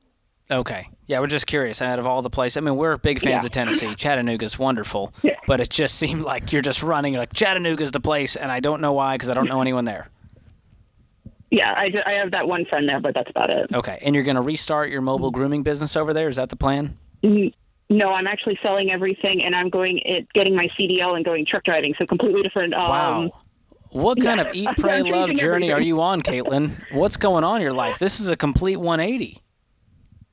Well, my parents are very, they were helicopter parents, so I always worked for either my dad's company, and then I started my own, but they would never let me get out of the house type of thing. Well, so I just want you running, sink or swim. I want you running to something instead of away from something. Yeah. I want you to be excited about the move instead of an urgent, I got to get out of here and I got to move across the country and switch careers. That's just a lot of stress to deal with. Why do you want to be a truck driver? A little bit better money than what I'm at now. How much do you charge for mobile grooming? What's the average cost for a dog? Anywhere from 60 to 140. So $140 a dog, and it's not enough to cover the bills based on how many clients you have? Is that the issue? Clients and also overhead with gas prices, the insurance. The van payment itself is $1,700 a month. Okay. How long have you been thinking about making this transition? About 2 years now. Okay. And how do you think your parents will react to it? I'm not sure. So you haven't broken the news to them that you're going to head out? No, I'm just kind of going to say Merry Christmas, I'm gone. Wow. Well, you asked us. I think that's going to be the easiest way. You asked us how much money you need saved, and you don't have much clarity on what your bills are going to be. But are you in debt right now? Yeah, I'm about $110,000 in debt. But when I sell the business, it should be about $120,000 that I get out. So I'll have at least $10,000 through that, and on top of about $10,000 that I can save. Are you sure you're going to find a buyer to give you $120,000 in cash to buy a mobile grooming business? I already have somebody lined up for December. Wow, that's fantastic. Okay, so if I'm in your shoes, that debt is gone and I have $10,000 in the bank. This was your get-out-of-jail-free card. Yeah. And that's exactly what's going to prepare you for whatever season is next, is having no debt and a pile of money, regardless of what your bills are. Do you think that about $20,000 should be good going into something like this? Yes. And I have no experience with it. Yeah, I mean, you're going to have moving costs, so just look at logistically. Yeah. I'm going to have to rent somewhere. There may be a deposit involved. I'm going to have moving costs. I'm going to need to buy some things for the new place, depending on what I take with me and what I don't. And so look into all of that, and we got to figure out what does the education look like to get the CDL. Have you done that yet? Yes, I already know where I'm going to be going to. It's a 4-week course. How much does that cost? About $4,000. Okay, so we're going to cash flow that. Yes. So we need at least $4,000 plus our emergency fund, plus moving expenses, plus. So I would start making a list of what that looks like and see how quickly I can save that up so that I'm not in a bind when we move and we go, oh gosh, I don't have the $4,000. Oh gosh, I don't have the moving expenses. Okay. But I do want you to think. On it 'cause I want you to think long and hard about just all of the decisions and just take a pause and a deep breath and go, is this the right place? Is this the right career path? And think long and hard about it. I'm going to give you some tools to help you with that. Number one is own your past, change your future. That's from Dr. John Deloney. And it sounds like you've had quite the struggle at home with the parents. And you got to deal with that because you go with you. And so if we don't deal with this trauma, it's going to resurface wherever we find ourselves and whatever career we go. So that book's going to help with that. And then on the career side, I'm going to send you our friend Ken Coleman's book, From Paycheck to Purpose, which will help you figure out what that sweet spot is for you between your talent, your passion, and your mission. And maybe it's truck driving. But from what I heard from you, you were stepping into it because of the pay bump. And I'm guaranteeing you're a talented person. You're dealing with people. You've run a business. There's a lot of things you can do, and I want to make sure that we put all the options on the table before we jump into this. Yeah, you've just been through such a huge transition, and you're going to go into a huge transition, and I would just encourage you to breathe. I know it's a lot. It's hard when you're dealing with a traumatic past, when you're dealing with helicopter parents, when there's a lot going on, but like George said, own your past, change your future. Take the time to invest in yourself in this process. I know that you're going to be plowing ahead, and that's, you're seeking a healthier environment or space where you can grow, but make sure in that process that you take time for you to really work through your past, to work through everything that you've been through. Because a lot of times when we're, mucked up with a really messy past, it's hard to really see clearly and to know what to do in your future, especially if you're moving forward out of fear or out of trauma. That can be really hard. So maybe even before you make such big decisions, just take a little bit of time to do some soul searching and to take a pause to deal with some of what you've been through. Yeah. Okay. And truck driving is a hard business. Have you talked to anyone in the truck driving business to see what that's like? My uncle is over the road. Okay. From what I gathered, you're breaking up, but it sounded like your uncle's in the business and you've spoken to him. I might do a little more digging, talk to a few more people, because long term, that's a hard thing to do for a long period of time. And I want you to sink your teeth into something that you can put the next 10, you're 26 years old. You've got another 35 years of your career, and I want you to pour it into something that really gives you meaning and purpose and joy that you can sustain. And that might be truck driving. I don't know, but it sounds like so far we're just running away and just looking at the next thing. What can I do? Where can I go? And it's out of desperation instead of out of intentionality. And, we say no one makes good decisions when they're panicked or drunk. And you sound panicked. I don't think you're drunk. So that's good news. We're 1 for 2 here. But I want you to do it with wisdom and intentionality and with some pause and slow down. And so hang on the line. Austin is going to pick up. And he's going to send you Own Your Past, Change Your Future by Dr. John Deloney and From Paycheck to Purpose by Ken Coleman. And I think that's good. Anything else? We can just keep giving her things all day long, Christina. I think that's great. And then also just in this process, make a plan, especially when you're dealing with trauma and fear and just all the confusion of leaving a really messy situation. Facts are your friends. Take the time to kind of lay things out. Make a written budget. We can gift her every dollar premium to really That'll be the trifecta. There we go. Get everything written on paper so that you can see it clearly and kind of get through the confusion of all of it. Love it. Thank you so much for the call, Caitlin. Wishing the best for you. That puts this hour of The Ramsey Show in the books. My thanks to my fantastic co-hosts, Christina Ellis, all the folks in the booth, Austin, Ben, and James, and Zach, and Andrew, and Bobby, and you, America. We appreciate you listening in. Until next time, spend wisely, save intentionally, and give generously.